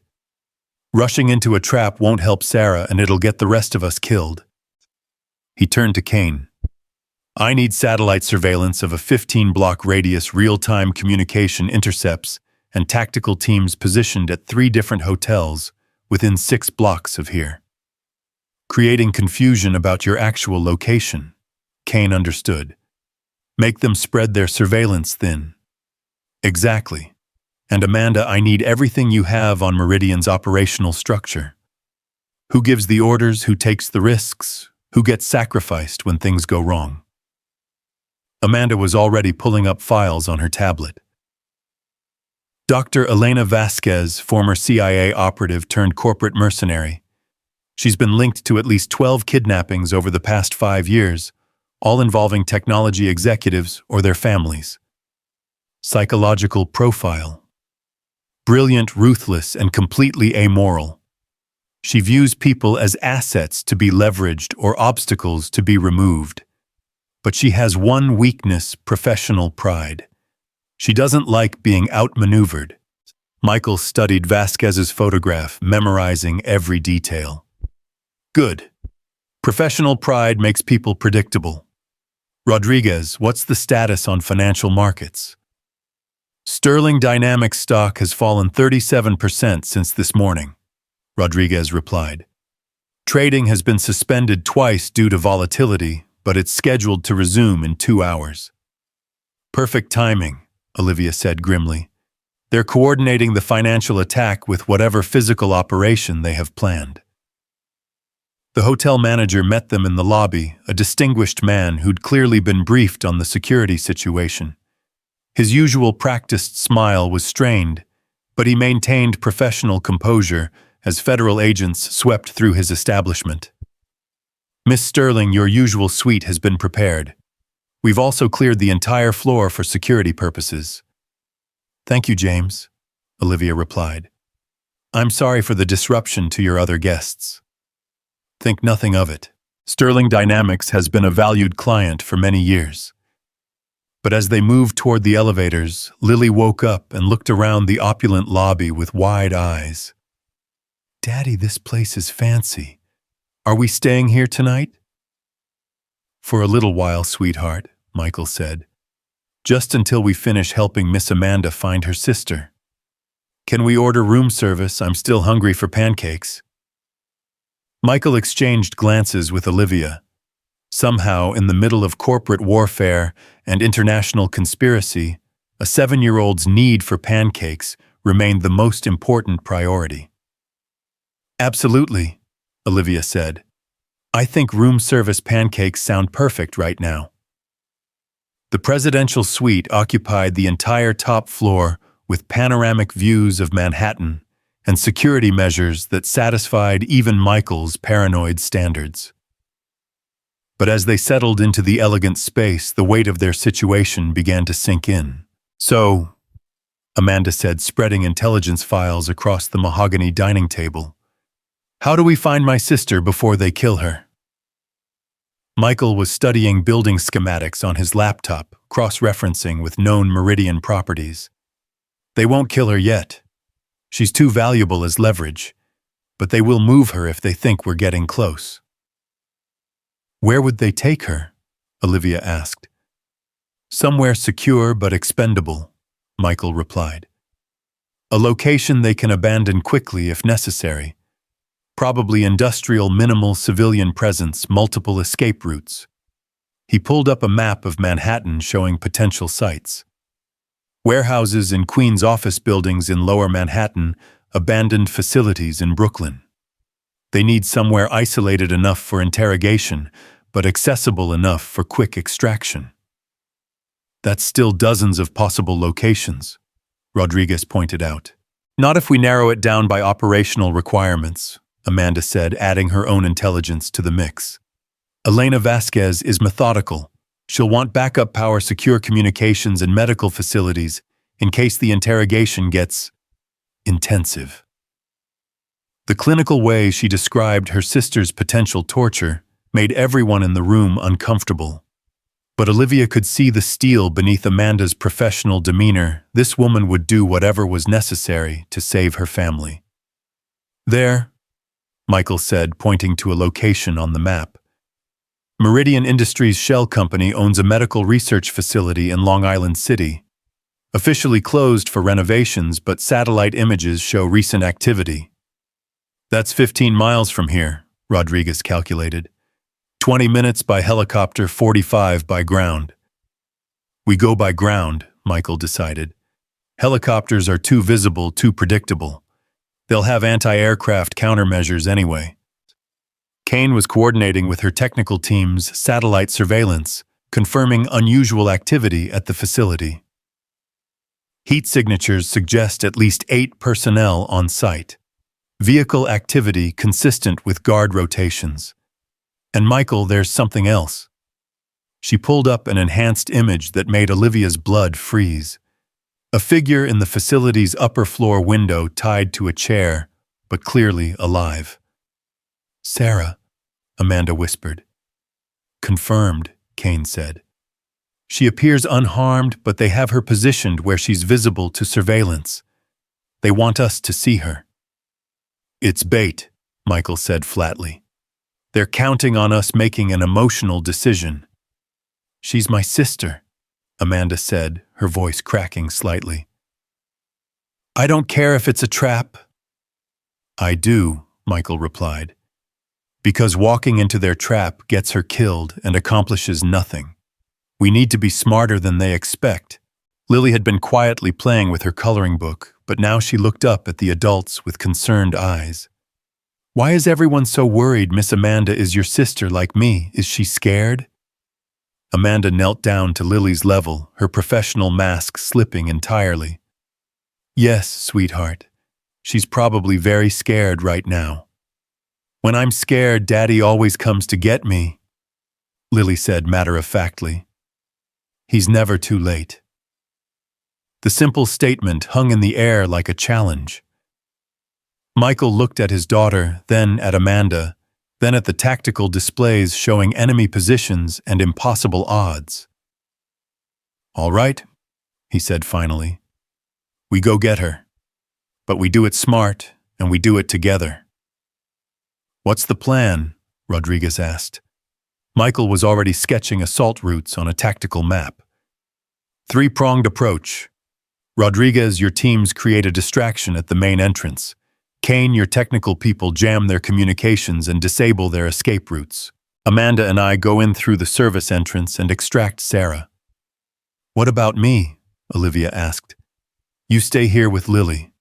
This isn't a boardroom negotiation, this is a combat operation." Like hell, Olivia said firmly. Sarah Chen was taken because of my merger. I'm not sitting in a hotel room while other people risk their lives to fix my problems. Michael started to object, but Amanda cut him off. She's right. And we might need Sterling Dynamics resources for extraction. Corporate jets, safe houses, financial networks, things the government can't provide without paperwork. Fine, Michael said reluctantly. But you follow orders, stay behind cover, and if I tell you to run, you run. No arguments, no heroics. Agreed. Lily tugged on her father's sleeve.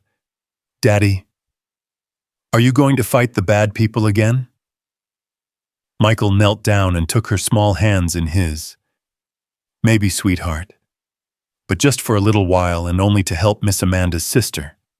Will you be careful? I don't want you to get hurt. I'm always careful, baby. And Mrs. Patterson is going to come stay with you here until I get back.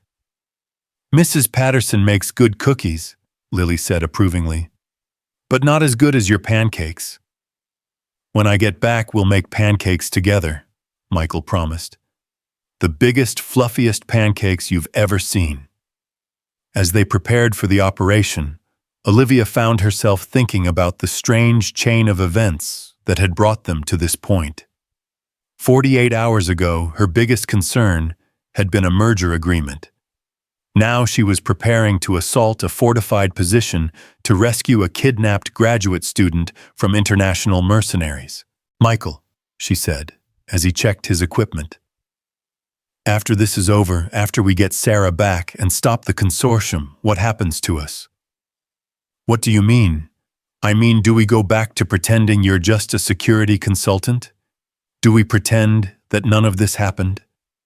Michael was quiet for a moment, adjusting the tactical vest that had appeared from Kane's seemingly endless supply of professional equipment. I don't think we can go back, Olivia. Too much has changed. Too many people know too much. Good, she said, surprising him. Because I don't want to go back. I've spent 3 years hiding behind walls, convinced that isolation meant safety. But you've shown me something different. What's that? That the best protection isn't walls and barriers. It's having people willing to stand with you when the walls come down. Before Michael could respond, Rodriguez's radio crackled with urgent communication. All units, we have movement at the target location. Multiple vehicles appears to be preparation for transport. They're moving her, Amanda said, her face pale with fear. Or they want us to think they're moving her, Michael countered. Either way, we're out of time. Everyone ready.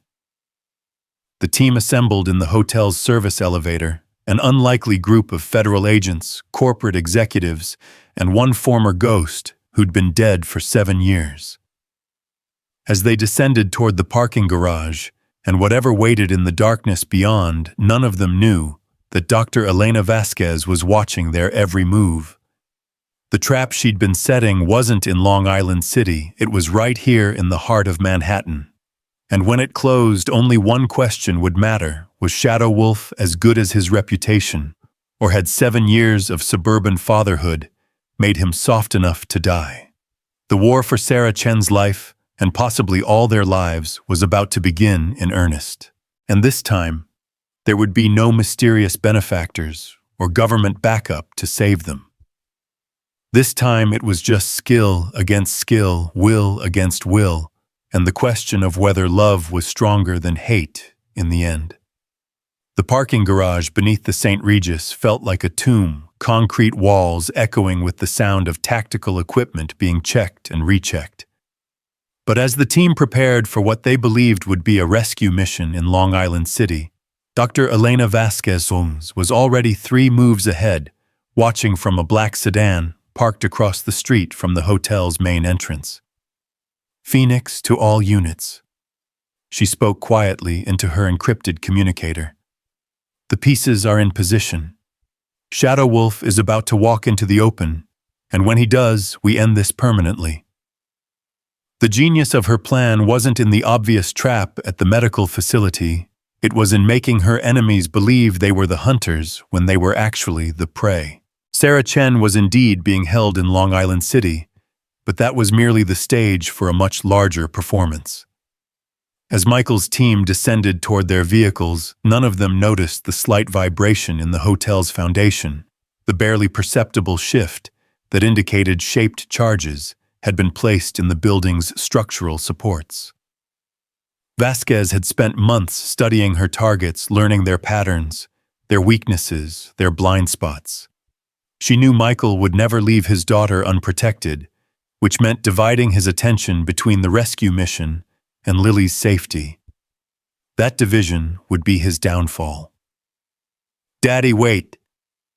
Lily's voice cut through the tactical preparations as she ran toward the elevator, Mrs. Patterson hurrying behind her. "You forgot something."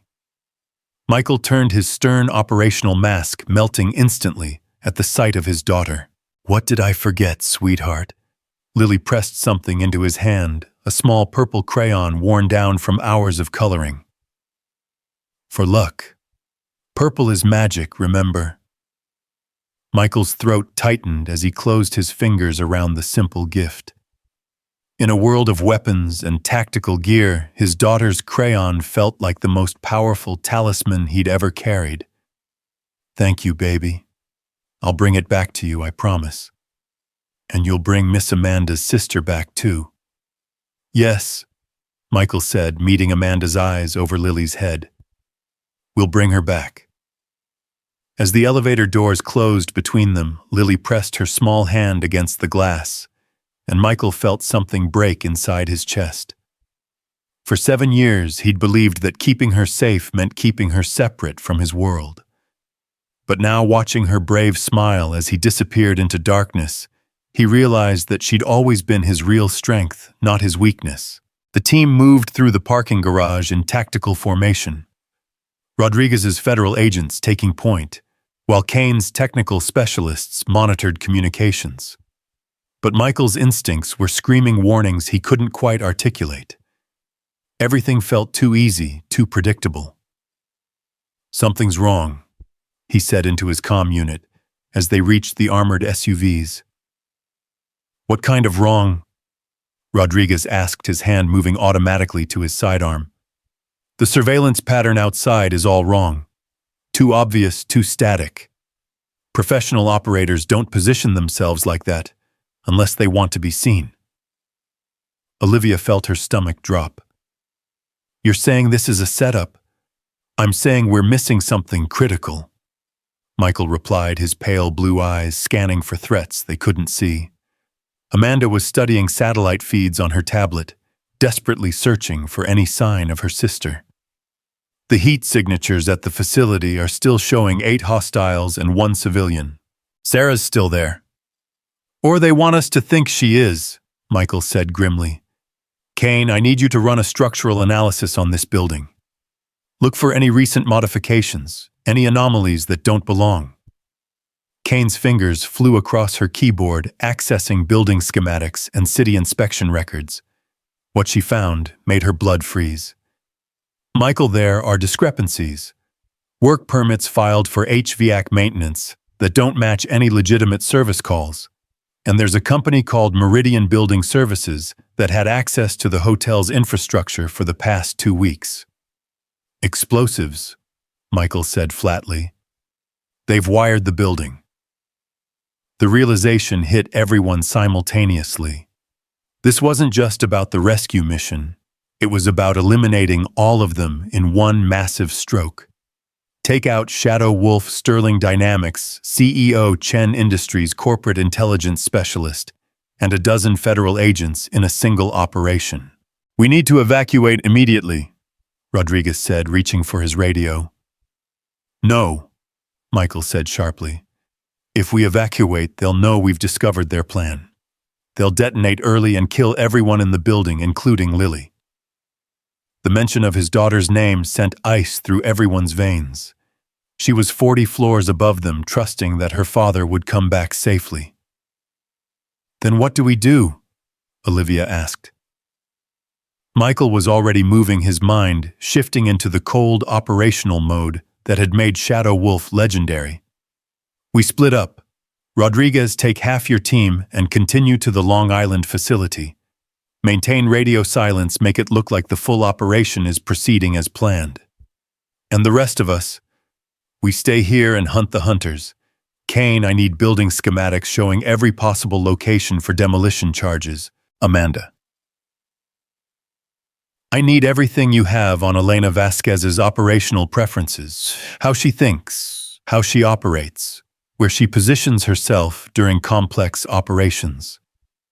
Michael, Olivia said quietly, if we're wrong about this, if Sarah really is at that facility and we don't go, then we'll have failed to save one person instead of failing to save hundreds, Michael replied. Sometimes there are no good choices, only necessary ones.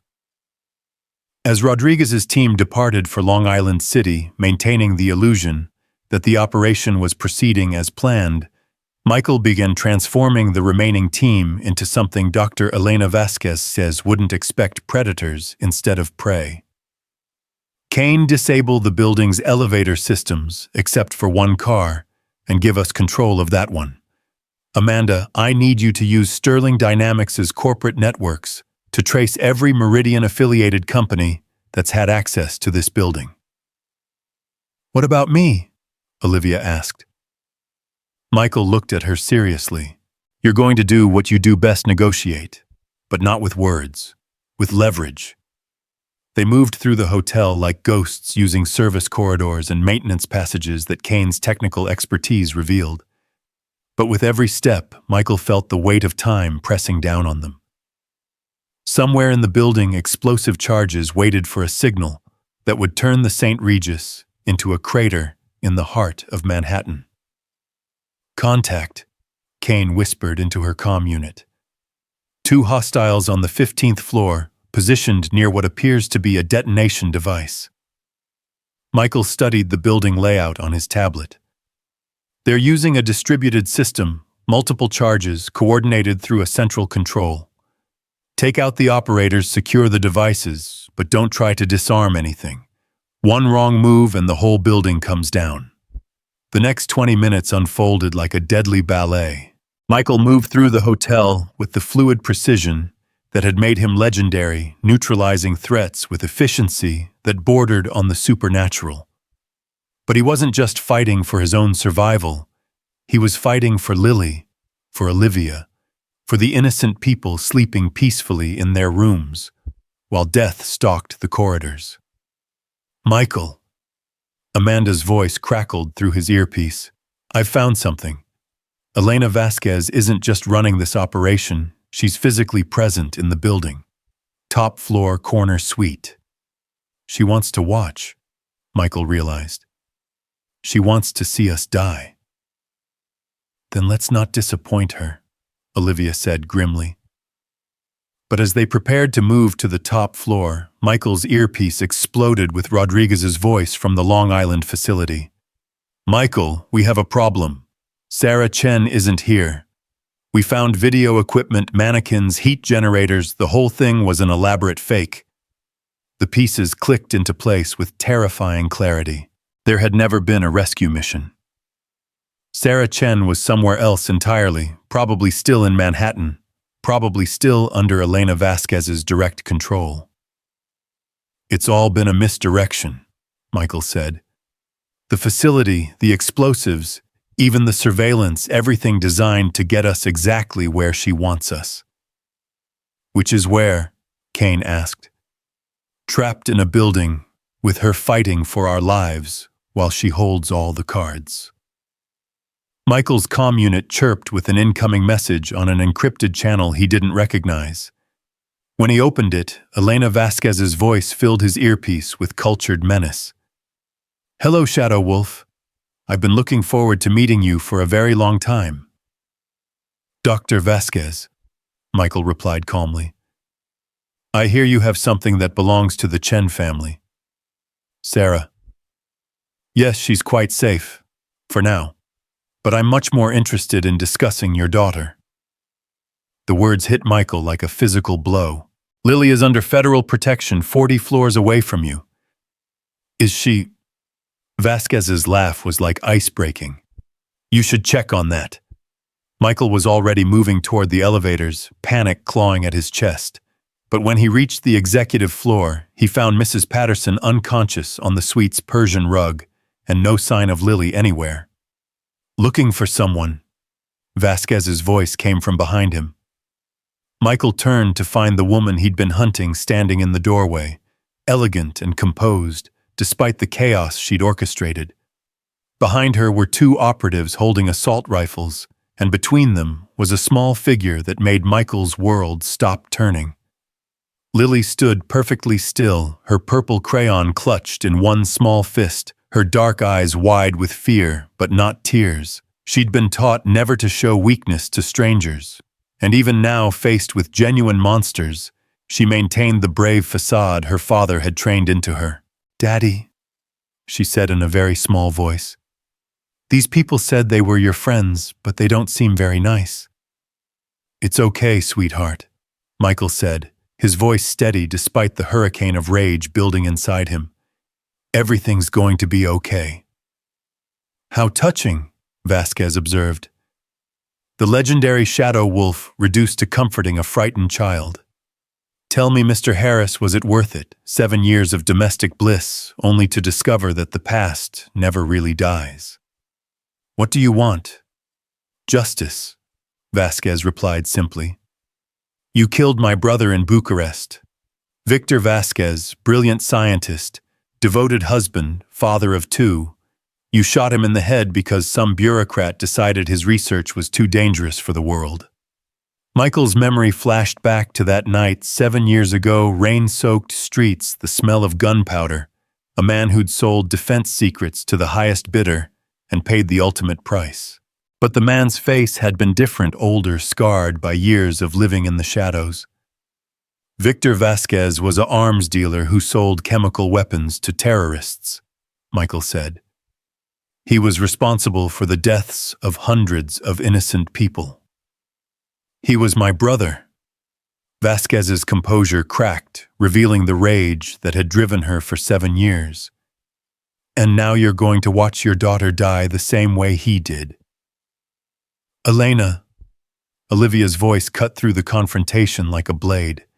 She stood in the suite's entrance, flanked by Amanda and Kane, but her attention was focused entirely on the woman holding Lily hostage. "You want justice? Let's talk about justice." "Miss Sterling," Vasquez said with mock politeness, "how good of you to join us. I was just explaining to Mr. Harris why his daughter has to die." "Actually," Olivia said, stepping further into the room, "you were explaining why you've already lost." Vasquez's eyes narrowed. "Elaborate."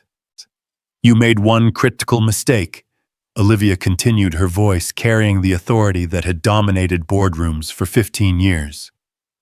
"You assumed this was about revenge, about settling old scores. But it's not. It's about business. Business? The Meridian Consortium hired you to eliminate me and acquire my company's assets," Olivia said. "But they didn't hire you because you're the best. They hired you because you're expendable. Because when this operation goes wrong, as it inevitably will, they need someone to blame." Amanda stepped forward, her tablet displaying financial records that made Vasquez's face go pale. "Elena Vasquez, a.k.a. Dr. Elena Cross, a.k.a. Phoenix Consulting Services. Your entire operation has been funded through shell companies that trace back to Meridian Industries, companies that were designed to be liquidated the moment you became a liability." "That's impossible," Vasquez said, but doubt was creeping into her voice. "Your brother's death in Bucharest," Olivia continued relentlessly. "Check the classified files. Victor Vasquez wasn't just selling arms, he was selling them on behalf of Meridian Industries. They used him as a cutout, and when he became inconvenient, they fed him to Shadow Wolf." Kane held up her tablet showing intelligence files that had been classified for 7 years. "Michael, you weren't sent to eliminate a rogue scientist. You were sent to clean up Meridian's loose ends." The revelation hit the room like a bomb. Michael stared at the files, understanding dawning with horrific clarity. He'd been manipulated, used as a weapon against the very conspiracy he was now fighting. 7 years ago, you killed my brother on Meridian's orders, Vasquez said slowly, the pieces clicking into place in her mind. And now they've hired me to kill you on those same orders. Which makes us both victims, Michael said quietly. Both pawns in someone else's game. Vasquez was studying the financial records Amanda had displayed, her professional training warring with personal emotion. The payment schedules, they're structured like insurance policies, paid in full only if the principal assets are confirmed eliminated. Your own death is built into the budget, Olivia said bluntly. Win or lose, you were never supposed to survive this operation. The operatives flanking Vasquez were beginning to look nervous, their weapons wavering as they processed what they were hearing. But Lily chose that moment to do what 7-year-old girls do best. She spoke with the devastating honesty of childhood. Miss Elena, are you crying? Vasquez looked down at the small girl, and for the first time her mask of professional composure completely cracked. Tears were indeed streaming down her face as the full weight of her manipulation became clear. 7 years, she whispered. 7 years of planning revenge against the wrong person. Not the wrong person, Michael said gently. Just another victim of the same enemy. Vasquez's hands shook as she lowered her weapon. Victor, my little brother. He thought he was helping fund humanitarian projects. The chemical formulas he developed were supposed to be for water purification systems. The Meridian Consortium is very good at making people believe they're working for noble causes, Amanda said. They offered my father contracts for defensive satellite systems. He had no idea the technology could be weaponized. Elena, Olivia said carefully, it's not too late to choose a different ending to this story. Isn't it? Vasquez gestured around the room. I've kidnapped a federal agent's family, threatened a corporate CEO, committed acts of terrorism across 2 countries. What kind of ending do you think I'm going to get? The kind, just Michael said, where you help us destroy the people who killed your brother.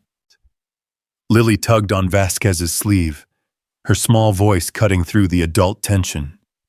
Miss Elena, my daddy says that when people do bad things to your family, sometimes you have to be very brave to make them stop.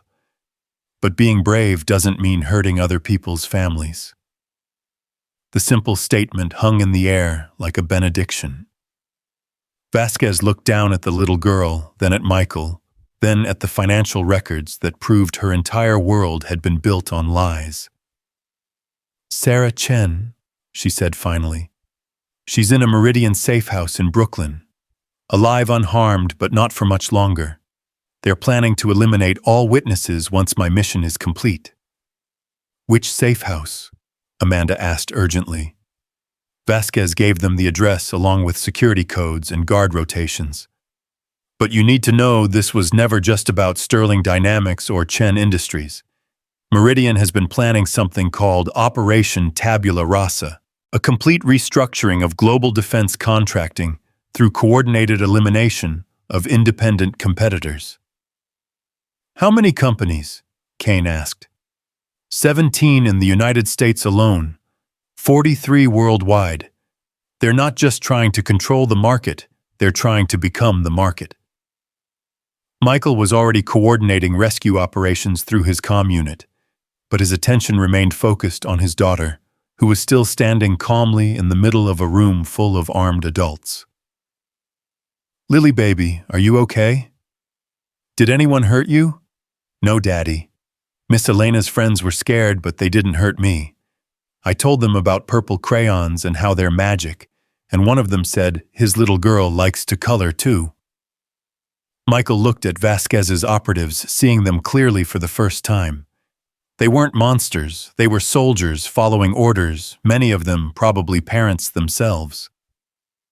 Gentlemen, he said, addressing them directly, You have a choice to make.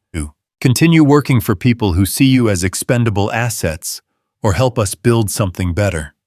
The lead operative, a man with graying hair and tired eyes, lowered his weapon. Sir, if what Dr. Vasquez says is true, if Meridian planned our elimination, then we're all on the same side now, Michael finished. What happened next defied every tactical manual ever written. Instead of a firefight, there was a conference. Instead of hostages and demands, there was cooperation and shared intelligence. Elena Vasquez, driven by 7 years of misdirected grief, found herself working alongside the man she'd planned to kill to destroy the organization that had manipulated them both. Rodriguez's team is moving on the Brooklyn safe house, Kane reported. ETA 15 minutes. And the Meridian executives, Olivia asked. Amanda's corporate intelligence has identified their command structure, Michael said.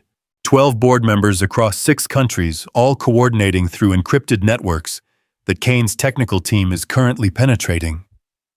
It's not enough to just rescue Sarah, Amanda said.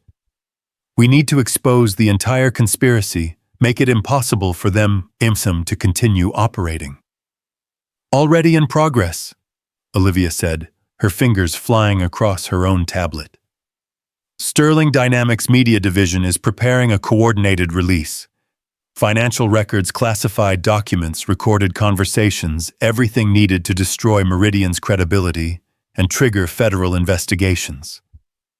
Vasquez was monitoring communications from her former employers, her expression growing darker as intercepted messages revealed the true scope of their plans. They're accelerating the timeline. Operation Tabula Rasa isn't scheduled for next year. It's happening now, tonight. What does that mean? Michael asked. Simultaneous strikes against all 43 target companies, Vasquez replied. CEOs, board members, key technical personnel, anyone who can't be bought or controlled. The magnitude of the conspiracy hit them like a physical blow. This wasn't just about business competition. It was about reshaping the global balance of power through coordinated assassination and economic warfare. We need to warn everyone, Olivia said. We need to stop everyone, Michael corrected. Warning them just drives the conspiracy underground. We need to end this permanently. Lily had been quietly listening to the adult conversation, her 7-year-old mind processing concepts of good and evil that were far beyond her years. Finally, she tugged on her father's sleeve. Daddy, are the bad people going to hurt more families like Miss Amanda's? Not if we stop them, sweetheart. Then we should stop them, Lily said with absolute certainty. Purple crayons are magic, but families are more magic. Out of the mouths of babes came the clarity they all needed. This wasn't about corporate warfare or government conspiracy.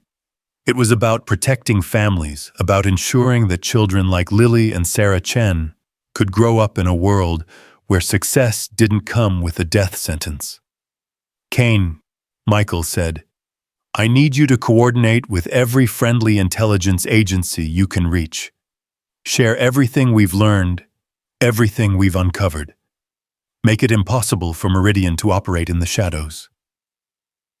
Rodriguez, he continued through the comm unit. What's the status on Sarah Chen? Secured and alive. Rodriguez's voice crackled back. Minimal resistance at the safe house. Looks like they were planning to abandon the location anyway. And the other targets? FBI field offices are coordinating warnings to all 43 companies on the list. But Michael, we've got a problem. Meridian's board is meeting tomorrow morning at a secure location. If they escape before the evidence goes public, they'll disappear into the shadows and rebuild, Michael finished. Where's the meeting? Kane pulled up satellite intelligence showing a private island off the coast of Maine.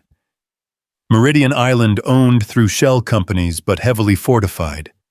Private airstrip, defensive positions, enough security to resist a small army.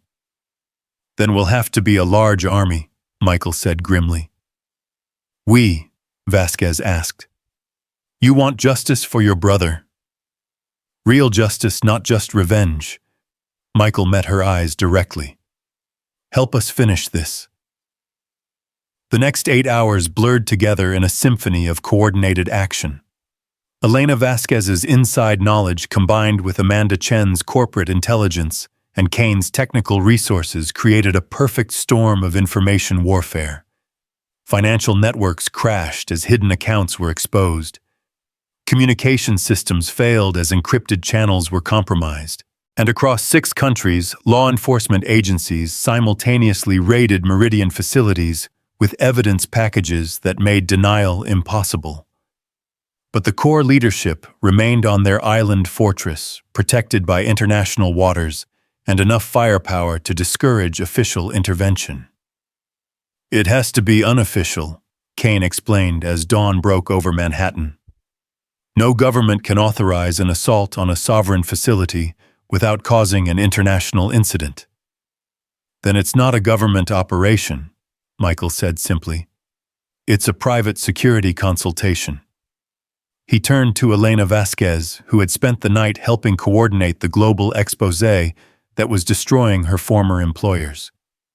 Elena, you know that island better than anyone. You know their defenses, their weaknesses, their escape plans. It's suicide, she said bluntly. 12-man assault team against 50 trained mercenaries in a fortified position. Not if we're smart about it, Amanda interjected. Not if we use their own arrogance against them. What do you mean?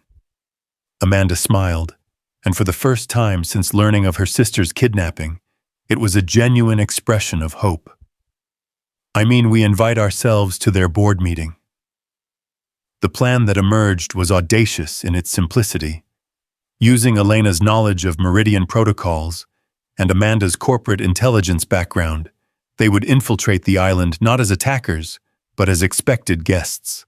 A last-minute addition to the meeting agenda, a presentation so compelling that the board would demand to hear it personally. Sterling Dynamics requests an emergency session to discuss acquisition terms, Olivia said, reviewing the fabricated documents Amanda had created. Complete with financial projections showing how cooperation would be more profitable than destruction. They'll never believe it, Vasquez said. They'll want to believe it, Michael corrected. Their entire plan is falling apart. Their conspiracy is being exposed worldwide, and we're offering them a way to salvage something from the wreckage. Greed makes people stupid. Kane coordinated transportation through a Sterling Dynamics helicopter, officially a corporate transport, but equipped with enough surveillance and defensive equipment to serve as a mobile command center. As they lifted off from the Manhattan helipad, the city spread below them like a circuit board, millions of lights as representing millions of lives that would be affected by the next few hours.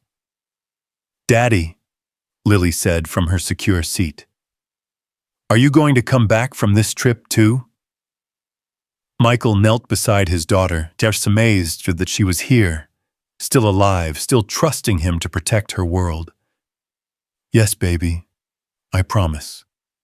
And Miss Amanda's sister, and Miss Elena, will they be okay too? We're going to do everything we can to make sure everyone comes home safely, Michael said. But Lily, I need you to understand something. Sometimes grown-ups have to do dangerous things to protect the people they love. I know, Daddy. You told me that heroes are just people who decide to help when it's scary. The simple wisdom of childhood cut through all the tactical planning and strategic complexity. In the end, that's all any of them were, people who had decided to help when it was scary. Meridian Island appeared in the dawn light like something from a thriller novel, imposing cliffs, defensive positions carved into the rock, and a central compound that radiated menace and money in equal measure. But as their helicopter approached the landing pad, the facility's communications system crackled with Elena's voice using codes that were still valid. Meridian Control, this is Phoenix with Emergency Board Presentation. Priority Alpha Authorization Omega 77. Phoenix, you're supposed to be concluding operations in Manhattan, came the suspicious reply. Operations concluded successfully, Elena replied smoothly. All primary targets neutralized. But Sterling Dynamics has presented an acquisition offer that requires immediate board review. The lie worked because it contained enough truth to be believable. Sterling Dynamics was indeed making an offer, just not the kind the Meridian board expected. As they set down on the island's helipad, Michael felt the familiar calm that came before violence. But this time it was different. This time he wasn't Shadow Wolf operating alone in the darkness. This time he was Michael Harris protecting his family and the families of others, surrounded by people who had chosen to stand with him. Remember, he said quietly as they walked toward the compound, we're here to end this permanently. No more shadows, no more conspiracy, no more children growing up afraid. The Meridian boardroom was everything Olivia had expected. Mahogany and leather oil paintings and crystal, the trappings of power accumulated over generations. 12 individuals sat around a conference table, each one responsible for decisions that affected millions of lives, each one convinced of their own invincibility. Dr. Marcus Webb, the consortium's chairman, stood as they entered. Miss Sterling, Dr. Vasquez, what an unexpected pleasure. Though I must say your timing is rather dramatic. Dramatic times call for dramatic measures, Olivia replied, setting her briefcase on the conference table with deliberate authority. Indeed, Webb agreed. We understand Sterling Dynamics is prepared to discuss reasonable acquisition terms, given recent complications with your business model. Actually, Olivia said, opening her briefcase to reveal not acquisition documents but federal arrest warrants. We're here to discuss your business model. The transformation in the room was instantaneous. Hands moved toward concealed weapons, alarm systems activated, and the polite veneer of civilization evaporated to reveal the predators beneath. But Michael had been expecting this. As Meridian security flooded into the room, they found themselves facing not corporate executives, but Elena Vasquez and her former operatives, now fighting for a different cause. The battle for Meridian Island lasted exactly 7 minutes, ending when Kane's technical team disabled the facility's defensive systems and federal helicopters appeared on the horizon. In the aftermath, as Meridian board members were led away in restraints and their conspiracy crumbled under the weight of evidence, Olivia found herself standing on the island's cliffs with Michael and Lily watching the sunrise paint the ocean in shades of gold and possibility. So, she said, what happens now? Now, Michael said, lifting Lily onto his shoulders so she could see better. We go home. We have pancakes. We build something better. Daddy, Lily said from her perch. Look, the water is purple. She was right. The dawn light was reflecting off the waves in shades of violet and lavender, painting the ocean in the same color as her magic crayon. Purple is magic, Lily said with satisfaction. I told you so. 6 months later, Sterling Dynamics had completed its merger with Chen Industries, creating a technology partnership that prioritized innovation over intimidation. Elena Vasquez had accepted a position as head of corporate security, her intimate knowledge of shadow organizations making her invaluable in protecting against future threats. And Michael Harris, former Ghost current head of security, devoted father, had finally found a way to be all of himself without losing any part of what mattered. The pancake restaurant in Manhattan had become their regular Sunday morning tradition. Michael, Lily, Olivia, Amanda, Sarah, and sometimes Elena forming an unlikely family forged in crisis and strengthened by choice. Other diners might have wondered about the eclectic group, but none of them cared about appearances anymore. "Daddy," Lily said over her Mickey Mouse pancakes, "Miss Olivia looks sad today." Olivia smiled, but it was strained. Despite their victory over Meridian, the shadows of corporate warfare still touched her world. "Just thinking about work, sweetheart." "Work is important," Lily said seriously, "but pancakes are more important, and family is the most important of all." Michael reached across the table and took Olivia's hand. "She's right, you know. The rest of the world can wait for an hour." "Can it, though?" Olivia asked quietly. "There are other conspiracies, other threats, other people who think power gives them the right to hurt families." "There always will be," Michael acknowledged. "But there will also always be people willing to stand against them. People who understand that some things are worth fighting for." Sarah Chen, fully recovered from her ordeal, and now working as Sterling Dynamics' chief technology officer, raised her orange juice in a mock toast. "To purple crayons and pancakes, to families that choose each other, and to the knowledge that sometimes the good guys actually win." As they clinked glasses and laughed together, none of them noticed the man at the corner table taking photographs. But Michael's trained instincts caught the movement, and his hand moved automatically toward the weapon concealed beneath his jacket. Then he stopped, looked at Lily covered in syrup and giggling at something Amanda had said, looked at Olivia finally relaxed and genuinely happy, looked at the family they'd all built together from the wreckage of conspiracy and violence. Shadow Wolf would always be part of him, ready to emerge when needed.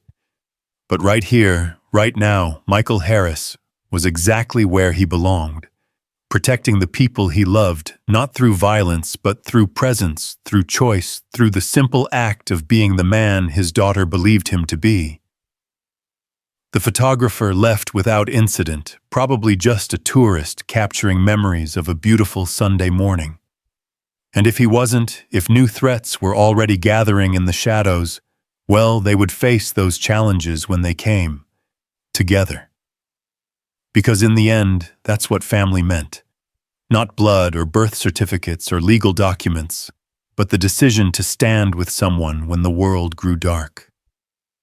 The choice to protect what mattered no matter the cost. And sometimes, if you were very lucky, you discovered that the best protection wasn't walls or weapons or the ability to disappear into shadows. Sometimes the best protection was simply being known, being loved, being part of something larger than yourself. "More pancakes?" the waitress asked, appearing with fresh plates. "Always," Lily said with absolute certainty.